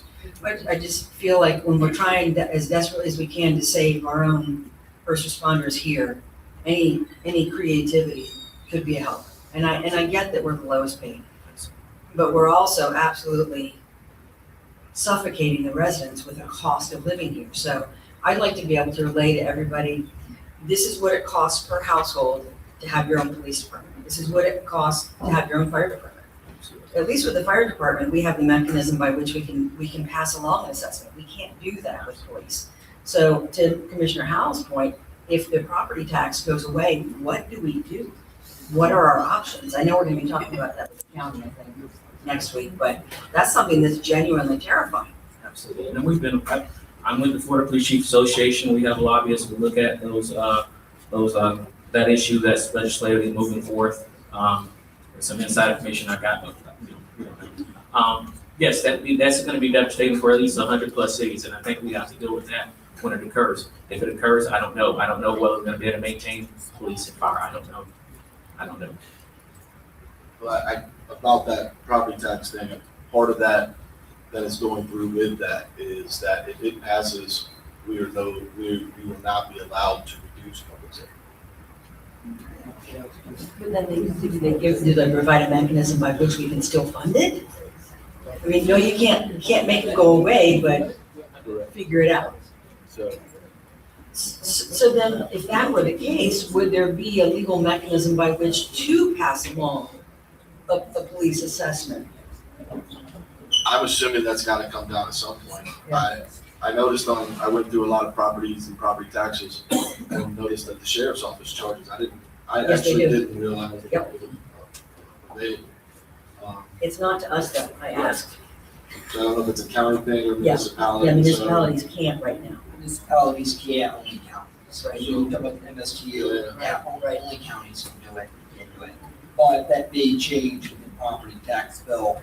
So for people that know, the property tax bill did not pass during session, but the governor's called a special session, which I think it starts next week or the week after. And they're coming back for the property tax thing, so we're keeping a good eye on that. Yes. There should be 8 bills, I think 8 bills of it now, there's total. There's 8 different versions. Right. Yes. So Chief, I worked with a department prior, with 2 people on shift. I know how really dangerous it is, and our jail was actually inside the city.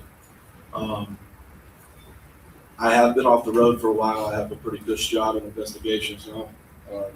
But if you have 2 officers and somebody's got to go to the jail, give me an idea of what that time frame is that now we're leaving 1 officer in the city. We got a minimum at least 2 hours.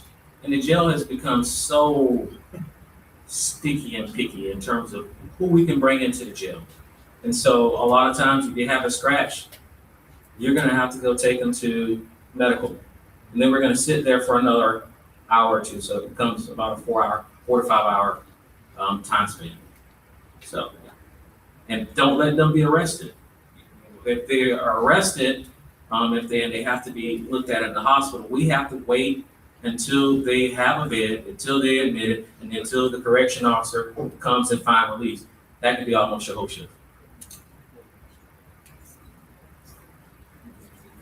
And I'll add to it with that, my first department, we did not have take-home cars as far as if you lived outside the county.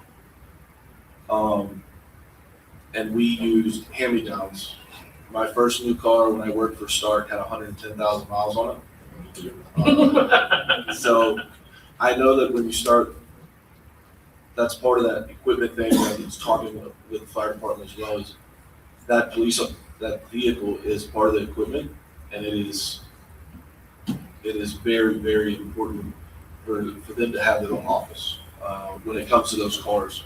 If you go through and start shotgunning the cars, your maintenance cost will, it will triple, quadruple. So, now I had, I lost that thought. I'll write it down next time. I'd like to expand on your vehicle issue. I too came in an agency here where we hot seated those cars. Those cars went for 72 hours. Our best friends were our repair shops. So you're looking at 2012, 2013, those were the years that we experienced and we had vehicles being towed. We had officers responding to the calls, could not make it to the call because of the vehicles in despair. So absolutely, we certainly saw a reduction once those once they had taken on vehicles.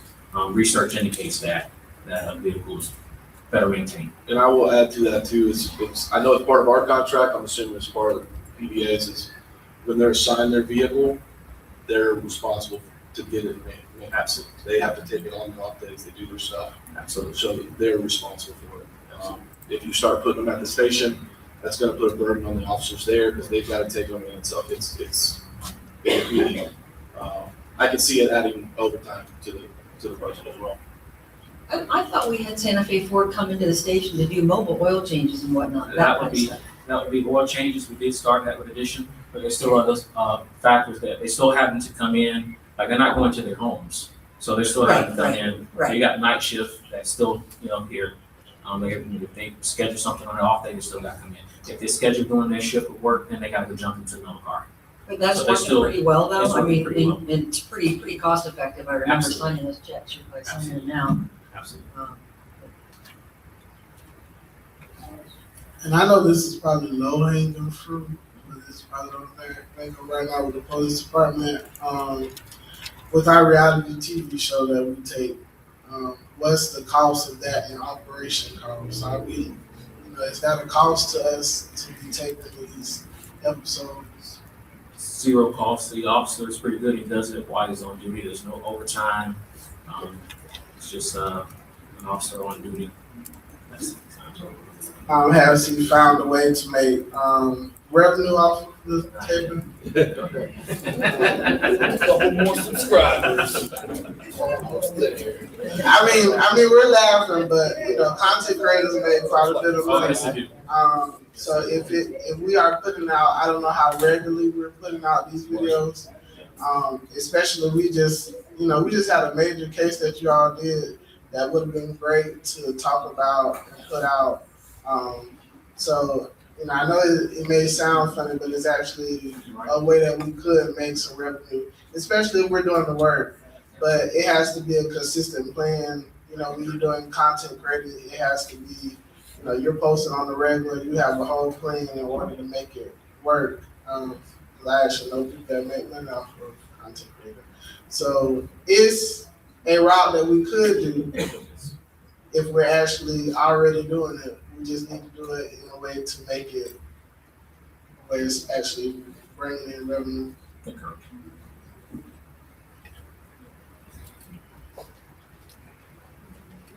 Chief, thank you for your service and 25-year anniversary. Thank you, sir. Basically, I feel like you grew up in the department, being here most of my life. But going over these numbers and the options that you show us with the county, and to answer one of your questions about the expense of vehicles, I have it broke down. I managed to get that information. Total $425,334 going on this budget. Anything that's listed on this budget for the police that we received, the one thing that was not was the insurance, and that's $23,700. That's not complete. That's what was provided to me. Chief, instead of choosing one of these options, say this commission decided to go to ASO, Is there a way we can cut to reduce our budget to save this department? Is it possible? Our budget right now is 3.394. Can we cut $1 million out of that budget? No, sir. I don't think it's possible to cut $1 million out of the budget. I'm just throwing a number out there. And I would, I don't have it here in detail, but I think your personnel part is probably 70% of your budget. I don't have the percentage, so a lot of your budget is Well, I got personnel. personnel payroll here. Yeah. So we're looking at about 1.4 for salaries and 60,000 for overtime. The reason why I'm asking these questions is just, we're talking about this. We want to save our first responders here in High Springs. How many officers do we actually have on payroll? We have, including me, 20 officers. 20 officers. So when you brought up the FDLE equation there, that's not what I found online when I pulled it up. I showed 1.6 to 2.8 officers. Just by me Googling, using the cell phone, Googling it, that's what came up for FDLE. Maybe old, I don't know. You may have gotten numbers that are for the sheriff's office. No, it's straight from the FDLE standards. So, but I'm telling you, the sheriff's office has a lower number of a 1 point something. The numbers that I can provide you the source. It is 2.3 to 2.5. So the sheriff's office has a lower level threshold for the county. So that would Okay. maybe the numbers. The sheriff's That's office. possible. That's very possible The because information I'm giving I've you. never had to look at this before. Yes, sir. I'm just trying to find. Yes, sir. And what I was going on, it's based on criteria of crime rate, homelessness, transients, gains, and square miles. Right. You were saying that the county provided Newberry was what again, was that 1.2? Well, I decided to call Hawthorne today to see what they were charging or paying. They pay zero to the county. Yes. There's a county fire department there and they don't pay anything. She was like, I don't know what the word was, like she couldn't believe that we were even thinking about having to pay if we went to the county because they don't do that there. So I was just wondering, why would they charge Hawthorne? Why would they charge Newberry and even us at this point, and even those figures right there? I don't know how we could even do option 2. There's no way we could. Absolutely. Yes, sir. You can get zero. You certainly can. The sheriff is obligated by Constitution to provide you law enforcement services. He's not obligated to put your deputy here. He's obligated to answer service call when it comes. And so you saw that with Waldo. Waldo Yes, had we a did. duty, and we saw what happened with that. And you certainly can have no law enforcement obligated to this community. You can have a deputy come as they please, and the sheriff's office position is that you're not paying for enhanced services. And so we know when we don't have police, what we encounter. Less police means more crime, especially in the community that's growing. So is there any other reduction savings that you can come up with more than 166 to save our department? Because if this bill goes through, I'm gonna be putting a vote to get rid of my property taxes. Who wouldn't want that? But sitting at this table, it is a bad idea. No, I disagree. It is a bad idea if we get rid of property taxes. But I'm gonna be voting to get rid of my property taxes just like anybody else. I think it's a great idea. One moment to the audience, we're gonna give But- them a chance. With that being said, if that happens, our budget for the fire and the police is over $5 million. So if we are locked in at that, how are we going to go in the future with keeping this? So that's why I'm saying I want to keep both departments. And I want to keep both departments. But what is more important is that you have a chief that gets up here and tells you the truth. And I'm not questioning that, Chief.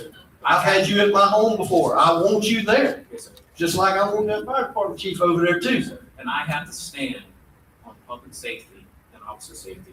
My 25 years of service, I won't jeopardize that. I won't come here and tell you, put one officer on here, and then it's on me. Yes, sir, I got you. So the property taxes, I think if property taxes are passed and it devastates our city, we have to make those decisions at that time. I don't think we compromise on public safety. If we cannot afford it, we can't afford it. at that I don't think anybody up here wants to compromise on public safety. We want our departments. But we also don't want to, do you mind You have your chance when it comes to public comment. I can't wait. Okay, good. We want to keep our department, Chief. I know personally a lot of people here in this department.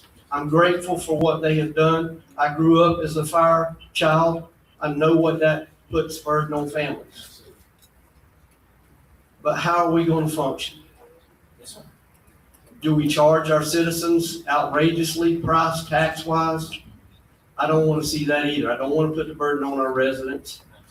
We got to find a happy medium somewhere. That's why I was asking, is there any other reductions we can to help both sides of this whole outlook on this? Absolutely. And we have, we've talked about the reductions that we have made, and we've had conversations. I've had conversations with the manager about police vehicles. I've had them talking about transitioning those off the books, at least the 3 cars that are forthcoming, and continuing that route. Now, that's a short-term savings. Reality of that is you're going to have to replace your vehicles within an appropriate time frame. And so if you don't, then you're going to pay. I don't want to give you bad information, that doesn't say, hey, I'm going to save, and then 2 years later, some administration, some new commission is picking up the can that we tossed behind, and that's the continuation of High Springs. I'm not going to give you false information. I'm going to give you reality. It's up for this board, public, and us to work that information out and make a decision. I may not agree with that, whatever decision, but that's how our democracy works. Right. So going back to the lease vehicles, do we hold on to those for a little while, or do they go back immediately at the end of these terms? Well, that depends on what you move forward. Some of them are owned, it's $1 afterwards, and so you would have that savings. And so you keep those vehicles a little bit longer so that you can get your bearings, and if you have property taxes, you can make whatever adjustments thereafter. Okay. Well, thank you, sir. Appreciate Thank you, it. sir. Appreciate it. Chief, I don't know, I was looking here at the property appraiser's office, and I didn't realize what they get charged. But the property taxes in Hawthorne, they get charged that sheriff's fee, Yes. but in Newberry, they don't. It's the MSTU tax. MSTU tax, and it may be the sheriff's office position to have it as an MSTU tax for our residents. If you recollect, Newberry did have an MSTU tax. I used to live in Newberry. And so that changed to have a contract. Sheriff Watson came in and had a contract. Newberry had the notion that we don't want our citizens paying that, we want to encounter that. And so that's where you got the 1.2 contract. So the county, I believe, I'm not a county resident, I believe they pay the MSTU tax and do unincorporated. But I was wondering if that's the reason Hawthorne pays that, because they don't have a contract, so. Could be, I don't know, but it's, yes. And Hawthorne is a lot smaller than us, but Well, they also run into some different issues. There's a lot of nights, there is one deputy for the entire east side of this county. yes. And that involves all of Hawthorne. And I can tell you personally, when I used to work midnight shift, on more than one occasion, the closest backup for Hawthorne, and we went, was the Gainesville Police Department. That is a 30-minute drive. That puts somebody out there, you're gonna get somebody killed out there. So my overall question that I was gonna wait to ask would be, with us not really having a solid finance director right now, I know we have a contracted one, correct? Making a decision to cut and do all of this may not be wise when we don't have a finance director to know that this department could be cut from, this department could be. Do we think going forward in a decision would be wise right now until we get a solid finance director, we get a solid budget, we get, solid numbers before we go on and make decisions without a finance director? We have a really good contracting finance director that's very good in the budget. She's a CPA. No, I'm saying now, she's good, I'm sorry, she's good, but wait until she gets done with the process. I think if we step ahead of the process and do it, and then we find out, well, maybe we could have waited. Like, should she go through the whole budget before we start making cuts?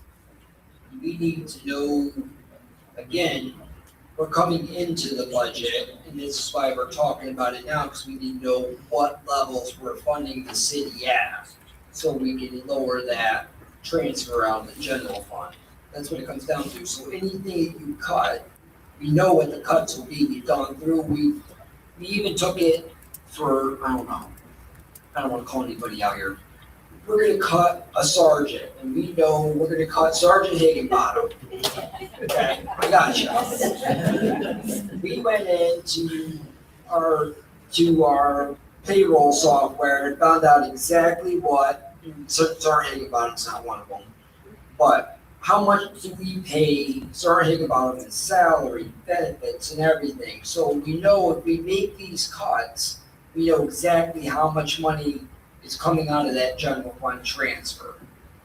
So our finance director is on top of it, knows, what you guys decide will determine on what this budget season looks like based on this. You guys keep it the same, say, keep everything the way it is now, I know how much money I have to work with. But we're still gonna have the problem with the general fund transfer, that's fine. That's just the reality is, if we keep public safety the way it is now, we are not investing in our infrastructure and our public works, which is gonna stifle your growth. That's fine, we know that. I think the reason, well, I know the reason is we've had conversations about the property tax bill. You guys need to take a look at your staffing levels before the property tax bill either passes or fails. So, because then you won't have the option after, if it passes. So you gotta take a look at that now. Also, we've talked about the development and, a couple commissioners have been really into the public works. And for example, over here on Railroad Ave, that sewer line is so bad that we've had people put in permits to develop out there and we have to deny them because we can't hook another unit up to that. It's a failing system. So our infrastructure is suffering and we can't handle the growth. So if you're gonna put in 1,800 homes, you gotta have the roads, the sewer, and the water to support that growth. That's a lot of growth. And we're not investing in infrastructure to be ahead of it. So what you're gonna do is you're gonna catch up. Our roads are gonna fail and we're gonna get out there and we're gonna patch them and patch them and patch them until we can't patch them anymore. I just know in prior budget seasons, we had recommendations, so would this be the only two departments that you're recommending major cuts from? No, we have cut City Hall, we have gone from 3 people in finance to 1. Utility billing, we cut a half of a position. In buildings, we cut one of them down to half-time. We've cut a lot of staff to make this year go through. There's no more that we could cut in operations. You can't cut the last person in finance, and none of our bills can be. We are on a shoestring staffing level outside of operations. The only other thing that we're gonna talk about in the future when it comes into the budget season, and I don't think it will be decided before the budget season is over, is you all have been given a presentation by one engineering company about privatizing our public works, or, well, not the whole public works, the water and the sewer. That's something that may be a cost savings, but there's a lot to look into it. That's why each of you got the presentation, so we can at least have that conversation if that's the direction we want to go. So other departments, we've already looked at the rest of the departments, and I've caught everything that I can. Anything else, we're gonna really be in our tough spot. I mean, the one thing that we've learned over the last couple of years is the enterprise funds have been used to fund other things that they should not be. I don't want to see that happen anymore. We didn't know how much solid waste money was being transferred over the general fund. It should not have been. We found out way after the fact. So that has stopped. Water and sewer and roads need to stay where they are. Otherwise, we're never going to be able to catch up. So from the budget perspective, for me, those enterprise funds need to stand alone. And then the general fund revenue needs to be able to augment everything else. Is that even doable? It is doable. That's a marathon, not a sprint. The only way don't slay me, I'm not even suggesting this one, it is an option, is if you guys cut $1.2 million of stuff, so I can put it back into the enterprise funds, because we're pulling 1.12 million out of our utilities. Our sewer fund is operating at a negative right now. We don't have the money in our sewer, We can't do that. can't do that. We can't continue to do that. No, So- but that's the reality of it. So is it possible if you cut $1.2 million in spending, I can put it, reinvest it back into your infrastructure? That's a big ask. So it's a marathon. So, we've looked at different cuts here. You can take some of these options. These are not all your options. I've looked at every single thing in this city. Where can we help lower the transfer, the general fund, to reinvest into our infrastructure? I've cut everything that I have the authority to cut. Again, for example, so the chief is standing up here, chief, you have a vacancy, you can't even advertise and hire for that for 90 days. That adds another 90 days to his 10-month process that he was telling you about, because that's just 90 days of salary. We do that for positions. We relook at positions, we're combining positions. We're doing everything that's in my authority to make the cuts. We are running clean. Now we're looking at levels of service, and that's when the commission comes available. Because I have the authority to cut the fire department down to 3. I can do it tomorrow. But that's gonna cut the level of service, that's gonna impact the community, and they're gonna come onto the commission. That's not the right move for me. So that's why I wanted to do this workshop, so the community and the commission get the same information, so they understand the whole picture. You're not the only one who wanted the workshop. We've been Okay. waiting Yeah, for yeah. about a month, so I know. I'm glad we're doing this. We need the numbers, we've got to have the data. But the reality is, in the size community that we are, it's very expensive to have both police and fire. Alachua has police, Newberry has fire, the only other community is Gainesville, and they have a lot more money than we do. What we've got to be able to communicate to our residents, just with this $3.394 million budget for police, that equates to, at 3192, $1,063 per home per year to have police. That's just the numbers. That's not us judging anybody. We recognize everybody is dedicated to this job, and we love our community, and when we call 911, odds are we're gonna know the people who show up at our house, and that's a huge thing for me, and I'm sure for everybody. But the reality is, $1,000 per home is what it costs. We already have the highest millage rate in the entire county. That's a hard pill to swallow too. But with that millage rate comes these levels of service, if we can even make it work. I don't know if we can. But we have to stop robbing from Peter to pay Paul. We have to be able to upgrade our infrastructure. Railroad Avenue, we have got to be able to get those sewer lines upgraded. Mayor Miller talked about it not too long ago. We can't use our water and sewer funds to fund other things. They should, other than administrative costs. Do I not understand that correctly? In terms of enterprise funds, they should stay where they are. Or are we gonna get crosswise for moving that money anyway? So we can't keep doing that, though. We lost a public works director. We're having a hard time finding a public works director. They need to have something to work with. That figure you just gave, that doesn't include the fire system. Correct, that was just for police. Yeah, just I'm just looking at police right now. And Well, I that's mean- yearly per house. That's yearly per household just for police. And we know that the fire assessment is a set fee, set number, and then there would be an additional cost per household to augment covering ALS or covering non-fire suppression type services. But, we've seen the fire department do, I think, impressive work in terms of cutting their budget. They've done everything they can, so. Chief, are we required to cover the schools? Meaning that can ASO cover school resource officers to save us money? That would save us a vehicle and insurance and salaries or benefit package. I mean, is that a possibility, Joel? You're not required to cover schools, you know, obviously with paying only 20%, it helps us on the back end for staffing. Right. Proactive policing and intelligence. The part that you're not going to be able to calculate is our mentorship. Mm-hmm. The impact that we have on young lives, being that We have the same officers that dealing with in the community, and we have the same officers that dealing with in the school. Right, I can tell you that is just invaluable. right, I got And so, yes, you certainly can cut those officers and don't have the contract. You certainly can. I was just wondering, I didn't know what the requirements were, because I know Lotchway APD covers that. Being on the campus there, helping out, they're there. So I was just wondering, I think GPD y'all cover Gainesville, is that correct? Yes, sir. Yes.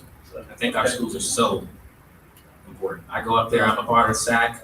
I am a mentor up there. I've been a part of those. I go up there regularly. I meet with our school resource officers, monthly, talking with about what's transacting at the school. I also meet with our CID. There's a number of things, but our schools are so important. yes, thank you.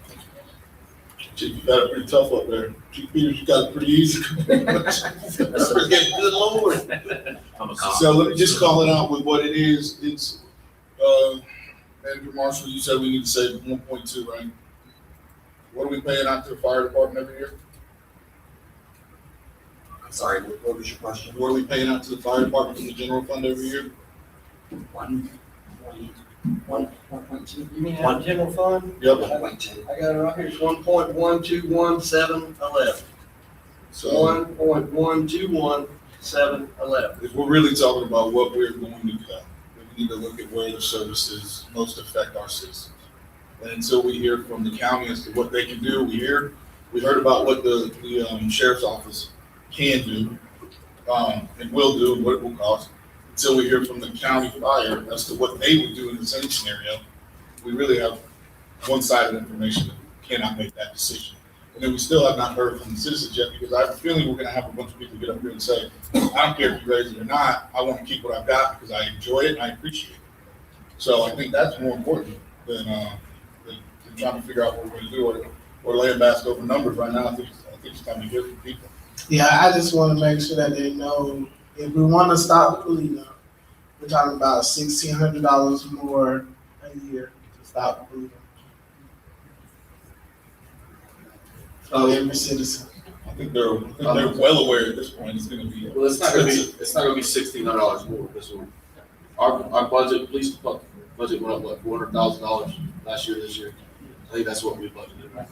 So that 400,000 would be the extra for the police department and whatever extra for the fire department. But The looking thing with the at, fire department is gonna be raising the fire assessment to counter that. but what I'm we're, talking about the total, if we're trying to stop bleeding. yeah. To stop bleeding is about So looking at other municipalities, no matter the size across the state of Florida, small towns to Miami, it's anywhere from 20 to 30% of the budget it takes a budget to fund the police department. And so Miami, their population is 450,000, their police budget's 440 million.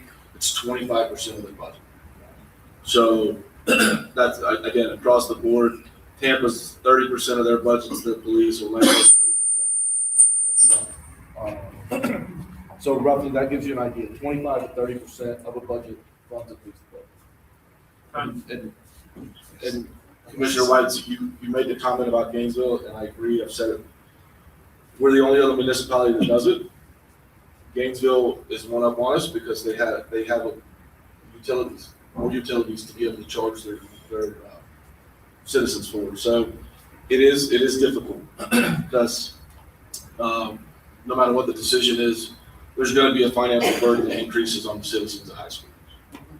And I know we got some here that are willing to pay it, but I know there's a lot too that are not, that cannot afford it. So it's yeah.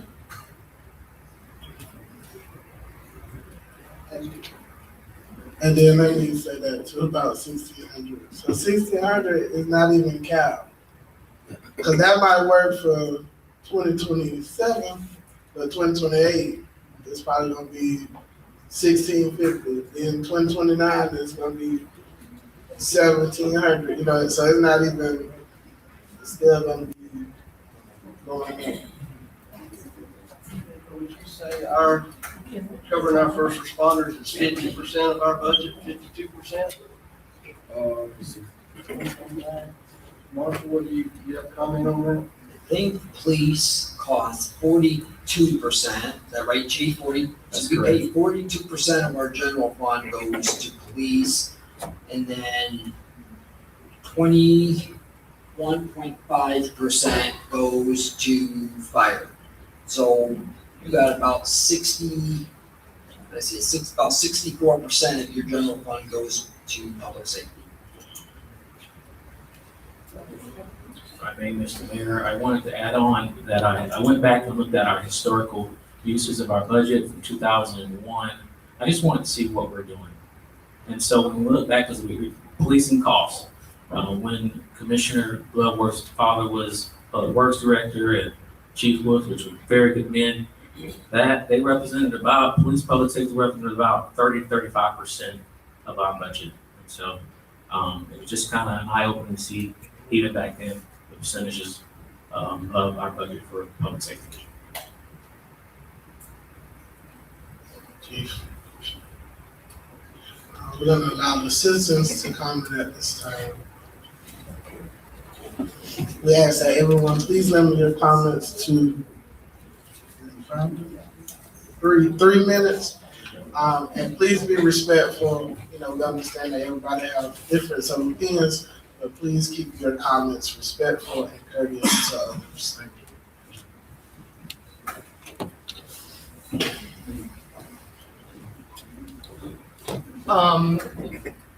I agree with a lot that was said, and from my readings, and I'm new to the community, I've only been here 7 years, we need a financial director. None of us are whizzes. That's what we need. Because when I was reading in the paper that there was a $900,000 emergency reserve that covered a surprise bill on November 25th, my head went into a spin. I said, what is this? You need a financial director. None of us are financial directors. And my last point is, listen to the people. I'm from New York, and my father paid $10,000 a year for his tax assessment because of fire and police. And he was happy to do that. He got a reduction because he was military. People in Connecticut pay just crazy amounts. But we have to realize that this is important and not go out to dinner so much. How many of us go out to the great outdoors and drop $200? Or even go to McDonald's, and that's $50. I'd rather not go out to eat for the whole year and keep my fire and police department.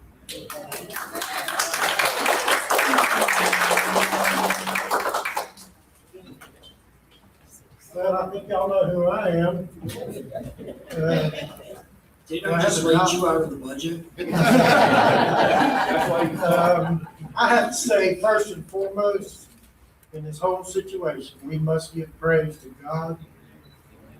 All the praise and glory goes to Him. I was here 30 years ago when the commission took a vote whether to keep the police department. Yes, I've been here that long. About 37 years total. I will say they survived it then, and you can survive it now. This city is stronger than what we're scared of. Okay? The people have more than a police department. This is not your typical police department. This is not your typical fire department. The city has been in this situation before. You will survive it. I think the question is, what is best for them? That's the question that has to be answered. Not money, what is best for them? And if they want it, they'll pay for it. If they want to eat a steak instead of a McDonald's hamburger, they're gonna pay for it. Am I right? Okay? If you get rid of the police department to save $1 million, you've took a service that this town will never recover from. I promise you, My officer and I, for the past 3 months, have we've checked at night, at 2 in the morning, 1 in the morning, 11 o'clock at night. The Alpha unit that covers this whole district has been in Gainesville 90% of the time. We checked the Foxtrot unit that covers Newberry, Gainesville 90% of the time. Come out at 11 o'clock at night, 1 o'clock at night, I'll show you the map on my computer. I can prove what I'm saying. You will lower the services to this city, to these people, just to save $1 million. Now, you're not gonna like what I gotta say here. We didn't put this situation on us. We did not do this. You ran for this office, you sat in that seat. You can get mad at me later and we'll talk about it. You put that on your shoulders and y'all did this. When I say y'all, some of you may not have been here. I understand that. The city did this. We didn't mismanage our money. I also have to say real quick, I've never been more proud of my chief than him standing up here tonight. I know my time's up, and I think the world of every one of you. You know I do. I love you very much. But you asked for it, you got it. Okay? Fix it. The people are willing to pay for it. They just told you that. We should have been raising taxes and putting us where we should have been a long time ago, but everybody wanted to look good and save money. Officers and fire people can't come to work every day not knowing whether we got a job. We already got a stressful enough company.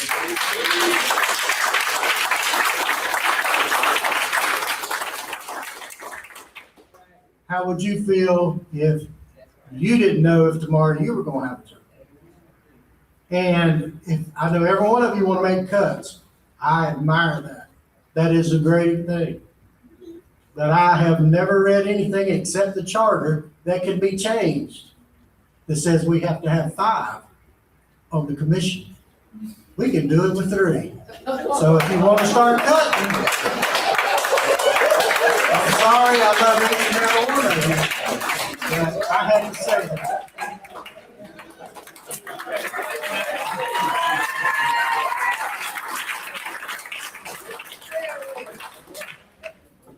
I'm a citizen of High Springs, a resident of High Springs, I'm a business owner in High Springs, and this impacts me in more ways than one. What a lot of people don't know is I've been in the fire service for 34 years. 21 years as a firefighter paramedic, now 12 years as an industrial firefighter that travels and does refinery fires and extended operation fires. I know what money can do on what minutes and seconds cost in an operation. You know, right now, I know you're looking at budget, but you can also measure this in lives, in injury, in property damage. When you start cutting equipment, you know, you start cutting officers, you start cutting firefighters, then you put them in harm's way. You have right now, you have the fire department limited, you have the police department that you're cutting back. When they respond with a truck and they have 3 people on a truck, you got one person doing your 360, you got one person operating the pumper, at least one guy for the hose. That is putting them in danger. When you're talking about an officer at night responding to a domestic dispute or something like that, and it's just one officer there, that is putting them in danger. You know, these police and fire show up to our homes on some of the worst days of our life. That's when they see us. And it is putting them at risk. They're working long hours. They're doing it understaffed. So you're risking the chance of injury. So when you talk about $1,600 putting us back in good, that's $133 a month. That's not that much. $1,600 sounds like a big number, but $133 a month is not a big number to pay to staff our fire and to staff our police department.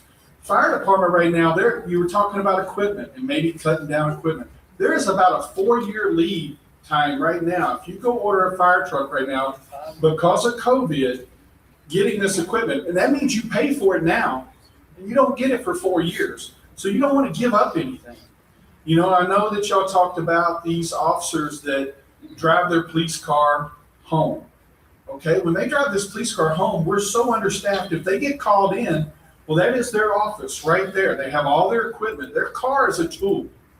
They show up on the scene to where they're at instead of having to come to the police department and then get their car and go to the scene. So don't just think of everything in money. I know you're looking at the budget, and the budget is very important. I understand that. But think about the lives, the loss of property.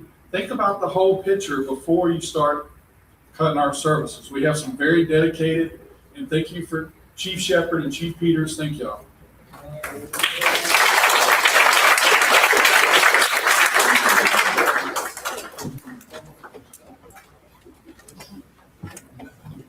I remember coming to one of these meetings and questioning Bridalwood and the development. And I was told if High Springs doesn't have development, it will die. The city will die.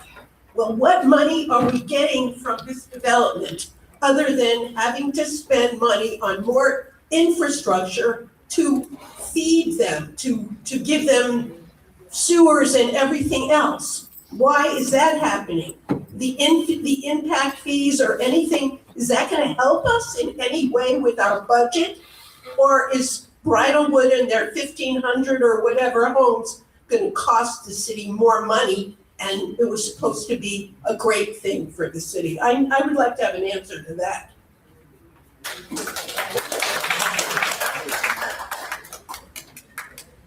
Anybody? Is there no answer? Nobody can say anything about what I? Ma'am, we answer They all haven't started yet. questions. We haven't gotten any money from them. They haven't even started yet. Oh, okay. And citizens, make sure when you come up here that you state your name for the record. Thank you. Good afternoon. My name is Charles Moore. I've been a resident of High Springs for 20-some odd years, retired educator. One of the main things in my life was to take care of my people. And that department over there took care of me. You don't know how important they are until you need them. That fire department. Now, I was at home by myself and had a brain aneurysm. And my wife is a retired RN. And she told me, she says, usually when you're home by yourself and you have a brain aneurysm, you don't make it. I dialed 911 and they were at my house within 45 seconds. And that is what saved me. That is what saved me. Now, if you don't think that is important, then get rid of it. But it's important. It could be life or death. And working in the school system, and you have emergencies on campus, and that fire department and rescue show up, that touches your heart. To know that they are there and they are trying to save the person that they came to get. And working in the school system, and you have a situation that you need the police department and the resource officers, you don't realize how important that is until it happens. They are important. And I wouldn't cut out none of it. In fact, if it was me and if I was in control, I would boost their salaries because they are underpaid and they are important. They are important. And every day, I mean, not every day, but all the time, the cost of living goes up in the United States. The cost of living goes up. That's a natural thing for us now. So if you have to raise the impact fees or raise, or have us pay $1,600 a year, that's gonna happen basically somewhere anywhere. Anyway, you know, cost of groceries. Look at gas. But I still buy gas to travel. I buy my gas to go fishing. But it's because it's something that I love to do, and it's something that's needed. Let's save them. We don't want to get rid of them. Let's save them. Thank you.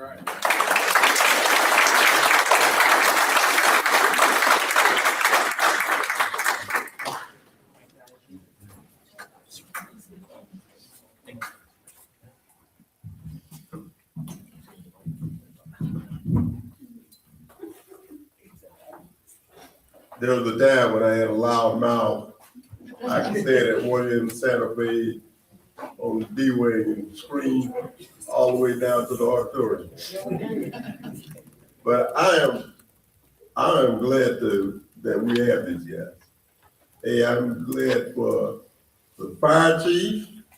I don't mind paying a little bit more because I want somebody to come out and put the fire out if my house catches on fire. I'm glad for the police chief because I want somebody to come out and save me if I'm having problems. I am proud of these guys. Let's give them a little bit more. If we don't make things comparable for them, we're just training them for another city or municipality. Because if we give them the training and the experience, when somebody else calls with a little bit better deal, they'll have no choice but to go for it. So let's hold on to these guys for as long as we can. I was gone for a little while. I made my career in the military, and I was gone for a little while. But High Springs has greatly improved since I've been gone, and I am glad to see what we have here now. I like what's here, and I'm willing to pay a little bit more for it if that's what it takes. High Springs is great. The people of High Springs is great. Keep going, doing what you're doing. Everybody, thank you for being here, and let's hold on to our city commissioners and help our department chiefs and everybody else. Thank you for being here. Chief, let him state his name for the record. Ronald Wilson. Thank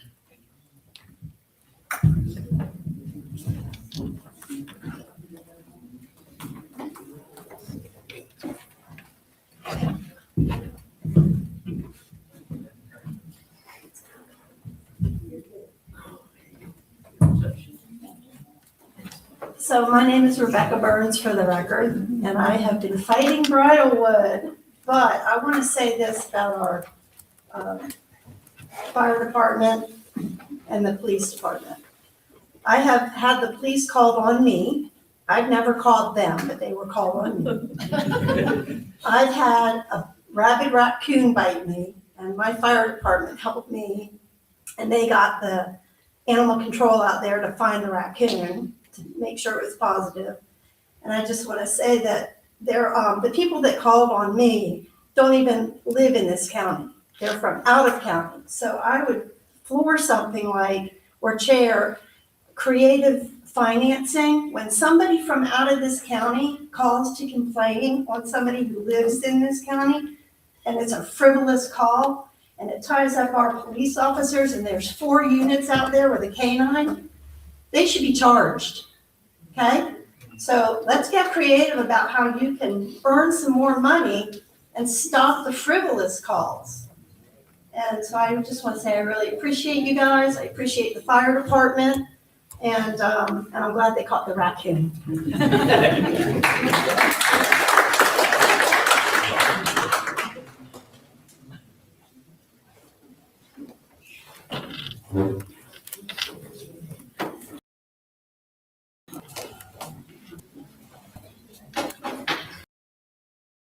Name Bob Watson, known as Reverend Review.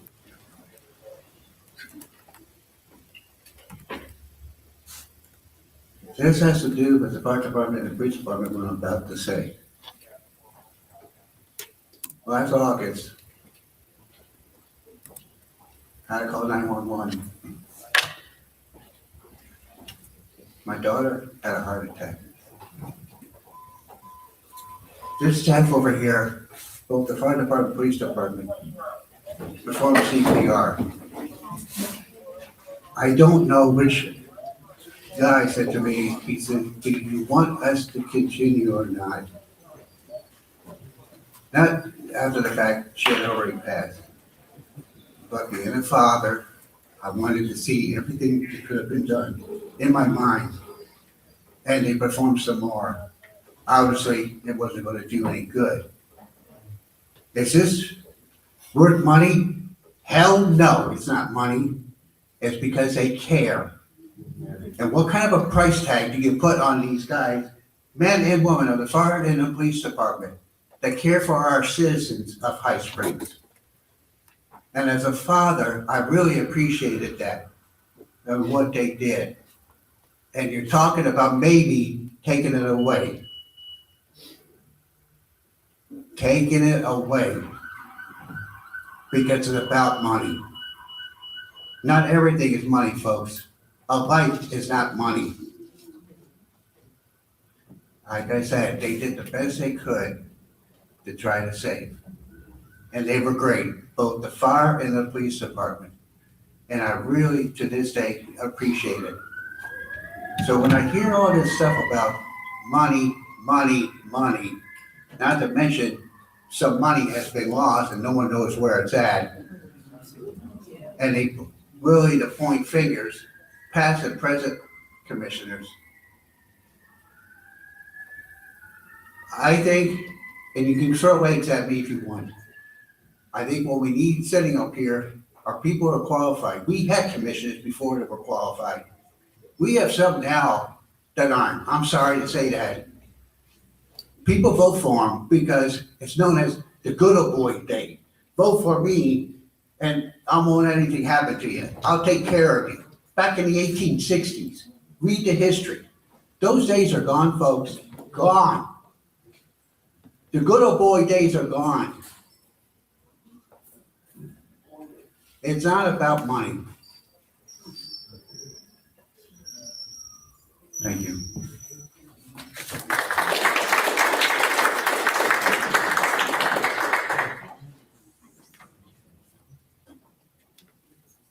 Good evening.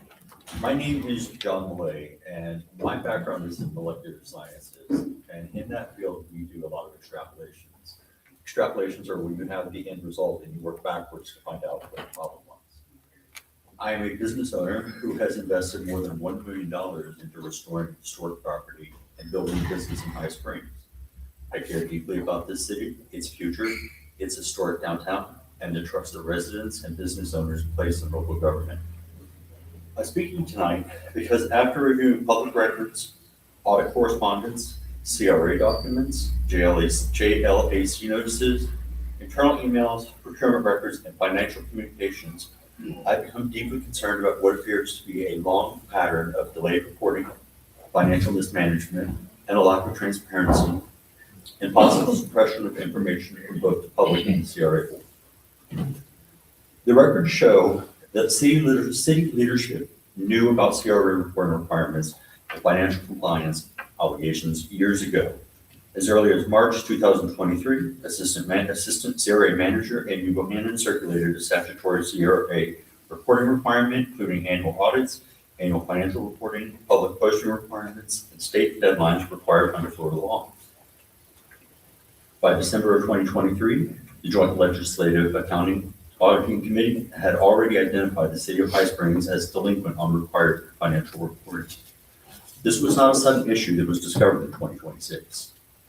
Internal communications show ongoing discussions throughout 2024 and 2025 regarding delayed audits, missing reports, JLAC warnings, and concerns about possible state enforcement actions. By February 2025, officials were already discussing what was internally described as legal action imminent. By April 2026, the Florida Department of Revenue notified the city that the state shared revenues could be withheld because the compliance problems still had not been corrected. The public deserves answers to very basic questions. When exactly did City Manager Jeremy Marshall know the CRA and the city were delinquent? When did Catherine Whites become aware of these problems?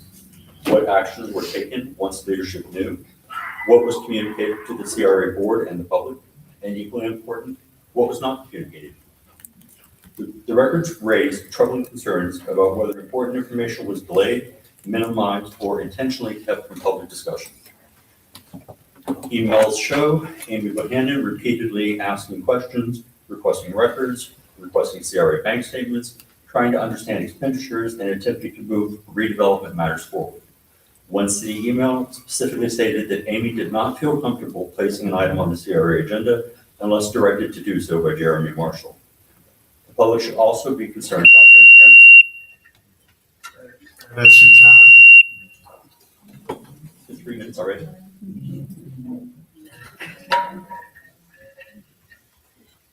Those past 3 minutes. No comment? Not from anybody? Not from anybody? Please give me 3 minutes. Sir, all commissioner comments, we wait till the end. We will reply at the end. Thank you. And ma'am, can you come to the mic? My name is Leah Nunes. May I please give my 3 minutes to John? Oh, we're not able to do that. Why not? Why not? Why not? In the morning then. That's right. It's a little. Ron, where's my minutes? Okay, I'll take it. Are you gonna go to that? Sir, we're not able to do that. The 3 minutes is up.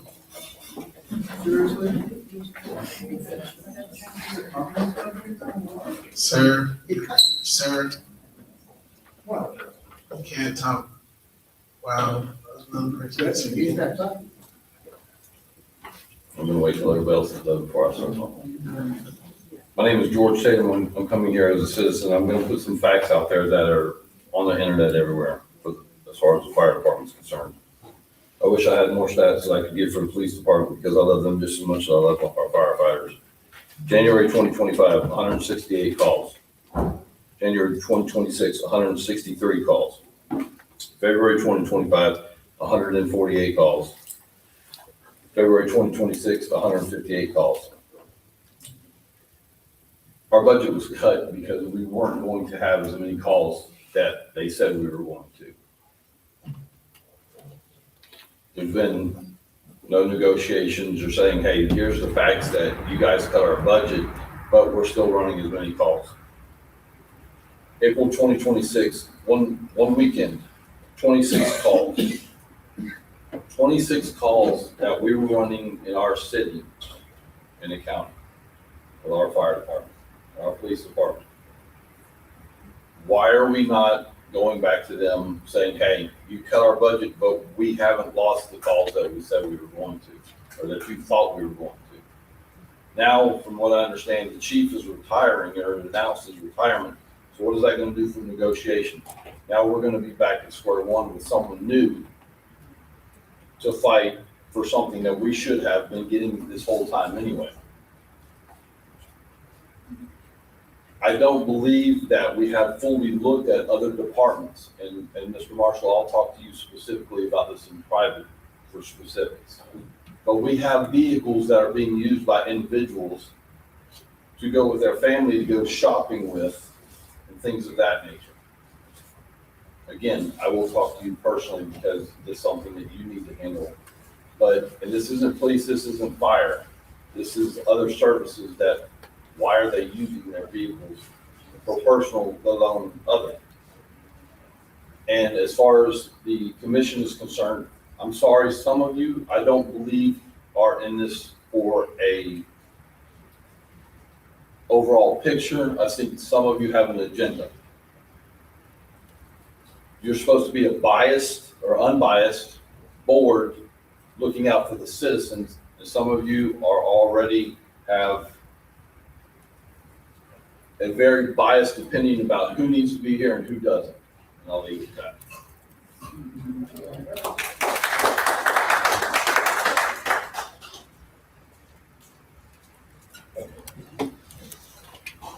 My name is Kendall. I live in River Glen. All I've heard tonight is putting it on the property owners. Everything is on the property owners. Why aren't we looking for more revenue streams? Chief, how about we double the speeding fines in High Springs? Just double them. I'm not speeding. She's not speeding. If somebody is speeding, double the fines. How about doubling the impact fees on these people that want to live here? Why not? They want to live here, you pay for it to live here. How about an alcohol consumption tax? People want to drink, go right ahead, but you're going to pay for it. There's got to be more revenue streams. Talk about getting more money in, put it in the general fund to pay these guys. Every resident here, I can guarantee you, love you guys and all these other guys, everybody. And we want you guys to stay here.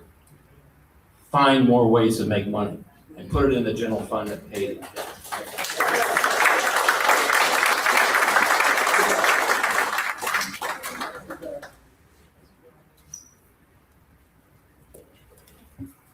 My name is John Lynch, and I live on 244th Street.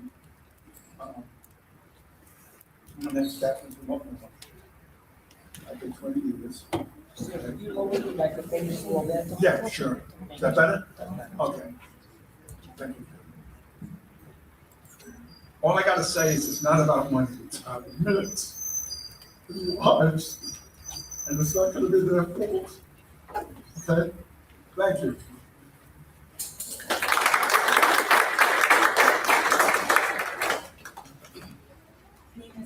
I'm sorry I'm sick, guys. My name is Christina Tatum. This is a workshop trying to come up with ideas. The gentleman that came to me was talking about revenue. Okay, so if we're speeding, we should get penalized for it. It's our own fault. It's just like if we want to go have a steak dinner instead, it's our own choice. Our firefighters are also going out to numerous calls over and over and over again. I'm not complaining about that, but someplace like the ALF, they are not serviced, or I don't know the proper wording for it, but if someone slips and falls, slips out of their chair, drops down to the floor, they're not allowed to pick up their own people in that ALF. So they pick up the phone and call 911 to have assistance. How many calls are we going to over and over again?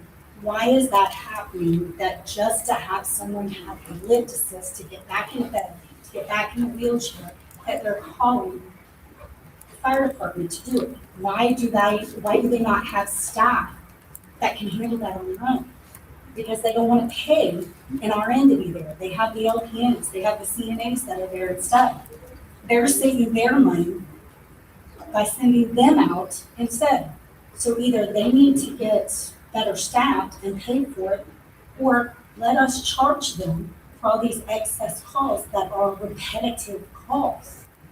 I'm not saying charge for fire calls, I'm not saying to charge for an accident, but the repetitiveness of certain locations should be charged.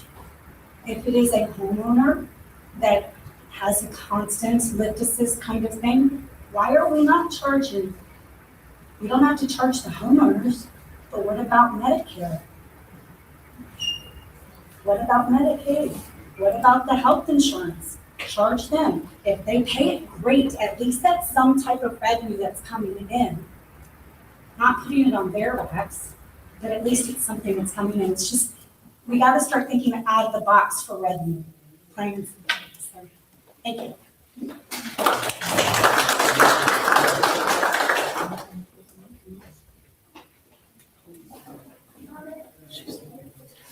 Any other citizen comments?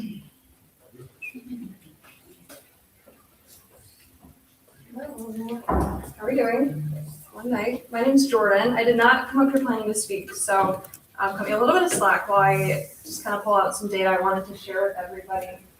For those that don't know me in the room, I oversee our Safe Kids Coalition here in North Central Florida. With that, I'm very heavily involved in Alachua, Bradford, Gilchrist, Levy, and Dixie counties. With this coalition, both the High Springs Fire Department and the police departments are actively serving as community partners. And I wanted to share some additional information and data that probably isn't very well known in our community just because it's not commonly shared or common knowledge. In 2025 alone, this is the data I was able to pull again, so I didn't have it prepared for today. High Springs hosted 16 community events, dedicating more than 70 hours to direct community service and outreach efforts. Through these initiatives, 26 car seats were distributed for free of charge by to High Springs families or caregivers by our certified technicians through the fire department. More than 50 children additionally received direct child passenger safety services. And through our events last year, over 400 bicycle helmets were distributed to children in the community. I think that these little information points that I just like to share, as we see our risk reduction growing as a public service, being involved in Alachua, Bradford, and Levy counties, I can confidently say that there are very few departments that serve a population like High Springs does that offer this level of community-based prevention resources and outreach accessibility. I think that these efforts reflect a very proactive investment that the departments have actively been making in public safety and injury prevention and having significant long-term community improvement in the well-being beyond just emergency response time. So there are just a couple of things in perspective I wanted to offer and share just in case our community didn't know. These are additional resources on top of the developing Narcan programs that are happening, CPR, Stop the Bleed. I didn't actually include the data on Stop the Bleed and CPR in there. But there are a handful of things that the departments, both fire and police, do in addition to their typical daily assigned duties that people expect of them. So another perspective, and happy to share more, or if you guys want formal data, I'd be more than happy to provide what we have. Thank you so much.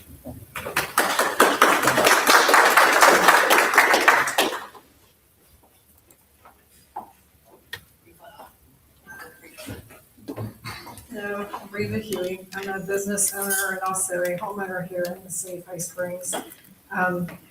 I just wanted to say that with this workshop, that I don't think that if you're asking us if we want to do away with our police and fire department, that's a big no.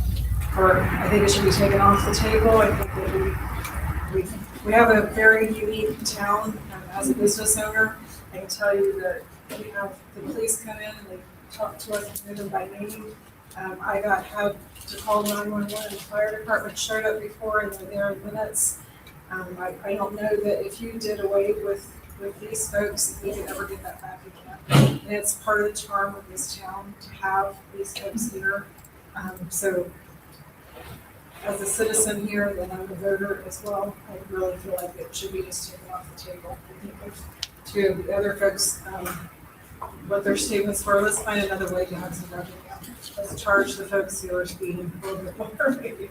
But with that note, I also wanted to finish with John's statement here, where he had some notes here. So I'm just going to finish what he had as long as I can. So the public should also be concerned about transparency.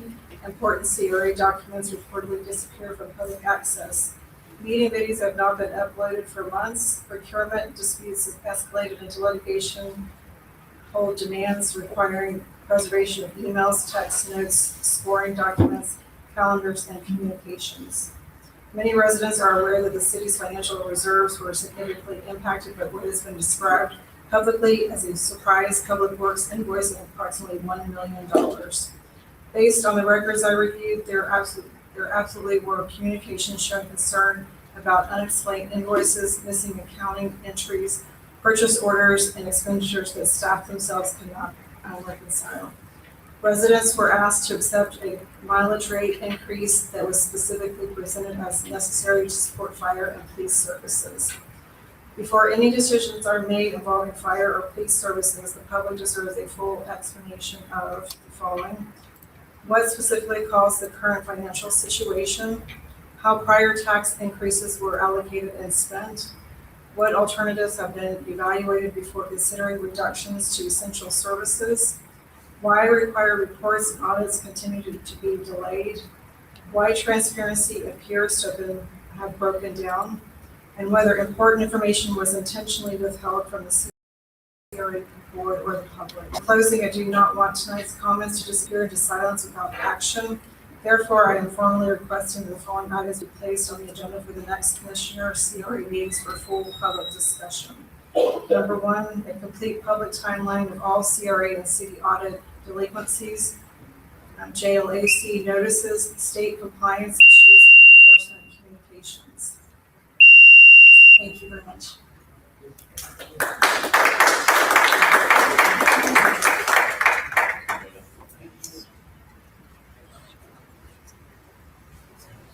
All right, any other citizen comments?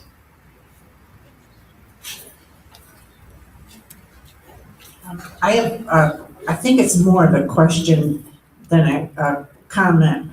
Commissioner Howell, I think that you said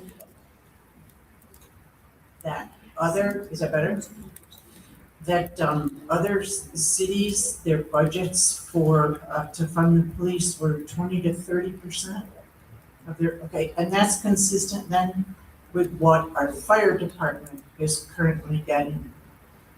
So it sounds like maybe we should be looking at a police department that is also falling within that parameter. Okay, I just wanted that clarification. Can you state your name for the record? Janet Evans.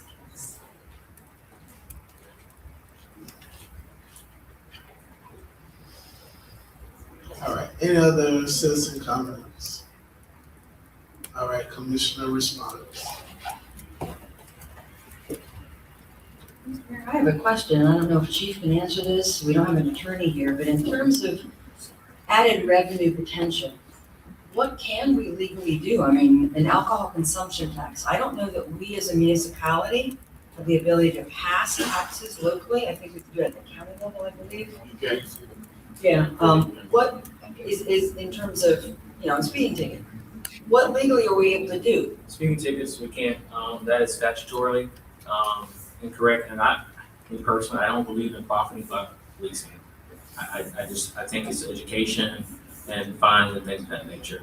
I do know Marion County, we talked about this, Marion County has some type of, law enforcement tax that they distribute, but I think it's on the county level, and so, they've done pretty good. I would echo that we, did bring, red speed several years back.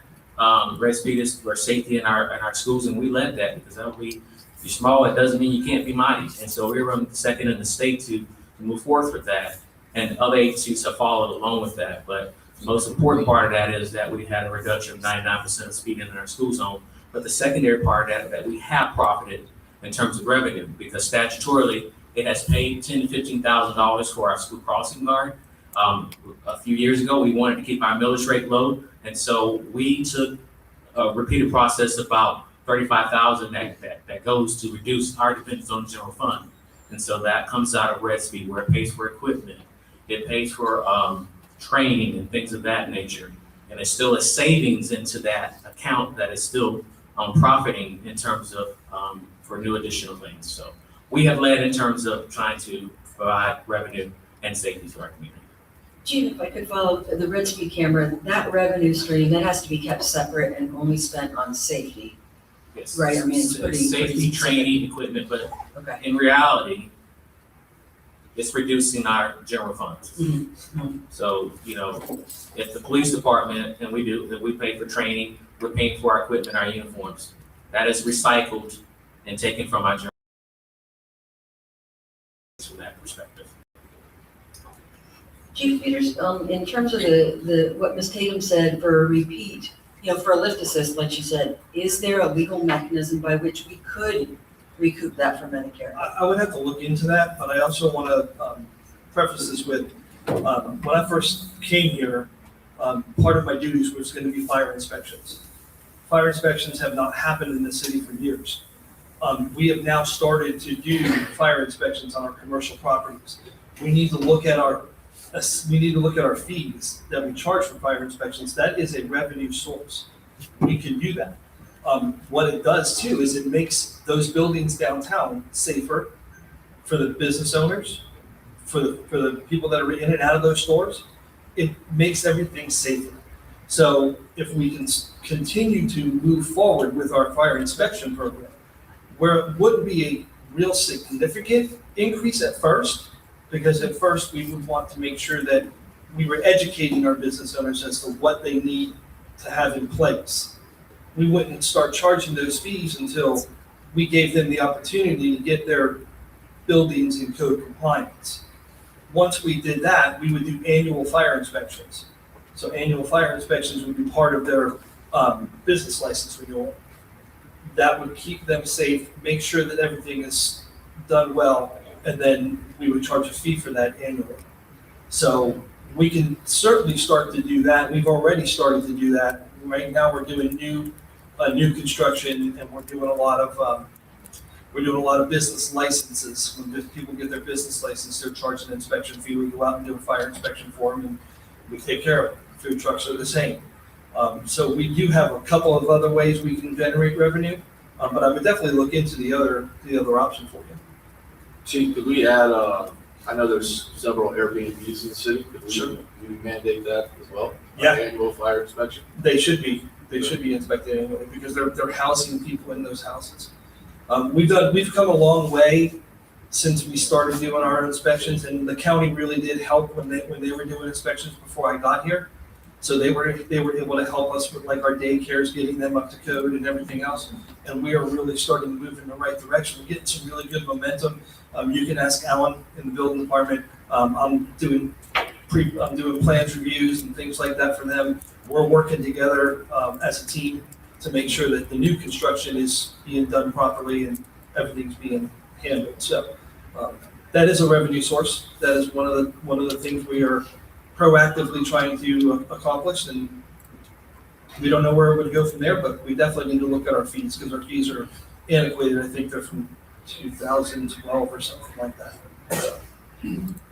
Mr. Mayor, I have one more question, because Chief, when you talk about the food trucks, they're required to have an annual fire inspection anyway, but it doesn't have to be us. No. They just have to have somebody do it, right? Yes, they do that when they get their Department of Health, but I believe our ordinance does require us to do a one-time inspection on all of our food trucks. I just recently did 3 of them at the brewery. So I do believe our ordinance requires, and I'd have to check for that, I'm not 100% positive, but I do believe our ordinance requires us to do at least one fire inspection on the food truck per year to make sure that they're in compliance. But yes, they do get their annual, when they do their food license through the Department of Public Regulations. Yes. As far as annual fire inspections, who does not have to get those? So home-based businesses. So a regular business owner does have to do. Yes, that would be a requirement for a regular business owner. Okay, what about shops like barbershops and things like that, and I'm sure that's kind of where this was leading to. No, it actually wasn't, but there are some businesses where I've seen different models, like where a barbershop or a beauty salon has 4 or 5 chairs, and each person in that chair was required to have a business license. So we were required to go in and do a separate fire inspection for each, and this is in a prior department that I was in. We were required to do a fire inspection for each one of those individual chairs. I probably wouldn't require that. I would require one for the entire building. Yes, and the building down the road, the Berkshire Hathaway building, we just did a fire inspection on the entire building with the business owner, with the building owner. Each individual business has had a fire inspection, but we did an annual one for the entire building. And we found some pretty alarming things. Their fire extinguishers hadn't been touched since 2009. So we're finding these things, which is making our community safer all along. But it's also helping us to, generate some revenue if we need to. So what about like nonprofit organizations and faith-based organizations? Do they have to? That's a good question. I would have to research that. I've seen it both ways. I've seen where some faith-based organizations and nonprofits have to have fire inspections done, but I also seen where they don't. Some people that have like daycares in their nonprofits, they have to have an inspection done because they have to renew their license through whatever licensing agency licenses them. Like the school at the camp, they had to have a fire inspection done because they're licensed. So, Mayor, one more question. Chip, I don't know if you know the answer to this or not, but if somebody calls 911 in the middle of a church service on a Sunday morning, you guys are gonna be there. oh, most definitely. But churches do not pay the fire assessment, is that correct? I don't believe so. know if they do. Is there a way, because I've been there, you guys have responded in the middle of a service. Is there a way that the faith-based organizations could be charged the fire assessment as well? I would have to research that for you. I don't have that answer. You don't think so? I don't think so. I don't know for 100%, but I can tell you that 95% certainty you can't. Yeah. Now, with that said, the camp does pay fire assessment. So, Camp Galapa, yeah. But they also have they've got summer campers, kind of a There's, different deal. there's so many different buildings on their campus that some of them are considered residential, some of them are considered, so they do pay fire assessment. And just for clarity's sakes, for the community, I don't know if everybody remembers, but originally when we voted about the fire department, we as a board, we voted to keep staffing at 5 grade. No, I think originally we voted for staffing to stay at 5. Administratively, they cut it to 4. So, I know a lot of people are putting it on us, but that was an administration cut. We originally voted for it to be staffed at 5. Is that the correct answer? Go back and look. Sounds perfect.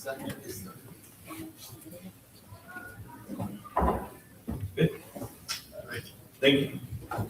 So, for me, there was a lot of conversation today, and I'm glad it's here. I think maybe you guys missed the point of us being up here. Nobody up here wants to get rid of the fire department or the police department. But the reality is we're an $8 million budget for the city of High Springs. And we got to cut 12.5% of that. As business owners, I'm sure you can understand 12.5% is a large budget cut. I have no doubt we have amazing police department, police officers, fire department, firefighters. But to put it in perspective, we can't afford to upgrade our utilities. So let's take this for instance.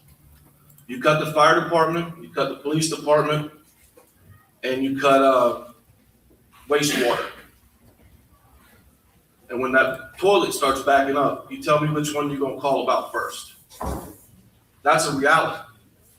Nobody here wants to get rid of them two. It is part of our charm. And yes, comment was made that I put my name in this hat. I wanted to be up here. I want to be part of the solution and not the problem. So I have no other agenda.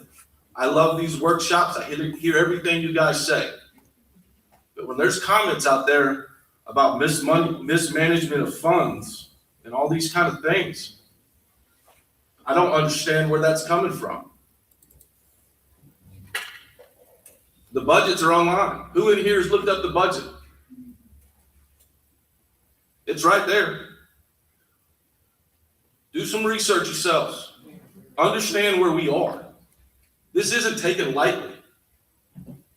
You guys come up here and say, we want to keep the fire department. You got to keep the police department. Come up with some ideas of doing so. No, you can't upgrade traffic tickets. No, you can't charge an alcohol tax. And if I want to go to McDonald's, I'm going to go. I would love to find more ideas, hear more ideas about keeping them.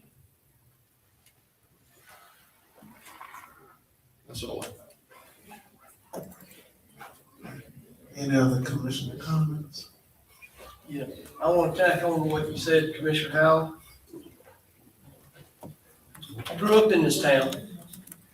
My dad worked here after his service as a fire department in Gainesville. I learned to drive in these streets around here as well as my wife did. Went to school at Santa Fe High School. My son went to school here at High Springs. These men have been on my property 3 or 4 times. I lose sleep at making decisions based on what we have in front of us with this budget. It has nothing to do with personal agenda. What about the people that has lived here all their lives? Some of you have moved to High Springs. There's people that are still alive in their 70s, 80s that are on fixed income. We have to think about them as well. Their salaries are never going to change. I don't know, my microphone is kicking in and out here. None of us sitting on this board right now have any change in this budget. We haven't added anything to this budget. We're trying to fix it. I'm like you, Commissioner Howell. I don't do Facebook. I have people that share that information with me. People are making statements when they don't even have the numbers in front of them. It's out there on our website. You can look it up. This man came on the same time I did, as well as Chief Peters. They walked into a cow crap mess. They're trying to fix it. He's already made statements earlier in the year that our software for financing is not what we need. It costs money to replace it. It costs money to do studies to raise impact fees, because I have mentioned, a month or so ago, raise impact fees. I believe if some of you were at the last meetings a time or two, you would find that Newberry raised their impact fees to about $14,000. I believe we're at $2,500. Is that right? So I said, let's raise them. Well, guess what? You just can't raise them because you want to. You got to have a study. Now, where do we have the money to raise a study? Where do we have the money to buy new software? We're trying to fix those problems so we can upgrade and do these sort of things. I don't have patience. I want to raise impact fees tonight. We can't do it. I want to raise whatever we can to save our departments, but then now I've got to worry about a 75, 80-year-old on fixed income that I'm fixing to put them out of a house. So if you were sitting in here where we're at, what would you do for those people? I take it personal because this is my town. I'm going to be buried right out here in this property. I already got my plot, already paid for. I've had it for 20 years. And if I sell it today, I only get back what I paid for 20 years ago. I don't get no interest, don't get no inflation charge. So this is my town and I worry about it. It ain't got nothing to do what letters behind who I vote for or whatever. I'm an independent when it comes to my town. I don't like being accused that I was running to do away with the fire department. That's a bald-faced lie, and that person is not in here. That's a bald-faced lie, and anybody wants to think that, you're wrong. I'm here to save this town. Everybody up here is trying to save this town. I appreciate what you come up here tonight to give us suggestions and ask questions. We're trying. We're not trying to increase this budget. We've cut our little paychecks that we get for this. We don't get paid enough for what we do without sleep, worrying about what decision we're going to make, how it's going to affect our people or our employees. I hate what our fire departments had to go through right now, worrying about their job. Some of them's left because of it. I can't blame them. Why would they want to stay here not knowing what's going to happen? We're looking for ways to try to save the town, revenue, whatever, but you can't just come up and say, Jeremy, raise impact fees, raise sewer rates. Apparently through government jobs, government entities, you have to have these studies. It costs thousands upon dollars to raise the studies or do the studies. I have an email from the city of High Springs. Send it to me. Send me your suggestions on what to do to save this town. Because if we don't, and the property tax thing goes away, we are going to be dealing with some serious issues. Feel free to use my email. Send me some suggestions. That's all I'm asking. But please know that we are trying to come up with ways to make this city better. And he is right. I touched on it a month or so ago about the sewer department. They don't have any people. They're hurting. They don't have the equipment because the money's being moved out of general fund to fund these two departments. If that's what the people wants to raise the fees to cover the department, so be it, we do it. But we also gonna put a burden on other folks too. And that's what we're trying to find is this happy balance. I hope you understand that. It's not just one-sided. There's all kind of factors in what we are trying to do. So thank you for your attendance coming today and your comments. We sure appreciate them. I'm gonna add one more thing. I'm gonna take 2 days, out of this month, tomorrow and May 22nd. I'm gonna put up a little table out at the farmer's market. Bring you questions, comments, ideas. That's what I'm there for. It's not a political thing. It's nothing else other than a commissioner trying to be as transparent as I can. Bring me ideas. We can sit down and have a civil conversation, and hopefully, the 5 of us can't fix this alone. We need all of you. Okay, I'll be there from 3 to 7 on them 2 days, and if it goes good, I'll do it again. But while you're down there, buy some groceries, go to my stores, get some ice cream, go get some collectibles. Have fun downtown. That's gonna help everybody out.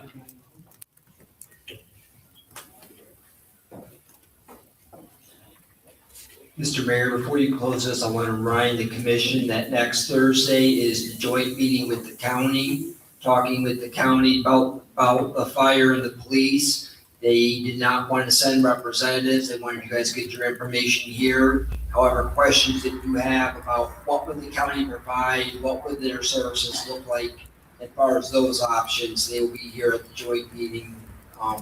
If you have questions, you know ahead of time, please email them to me so I can get them to them so they can get researched answers for you.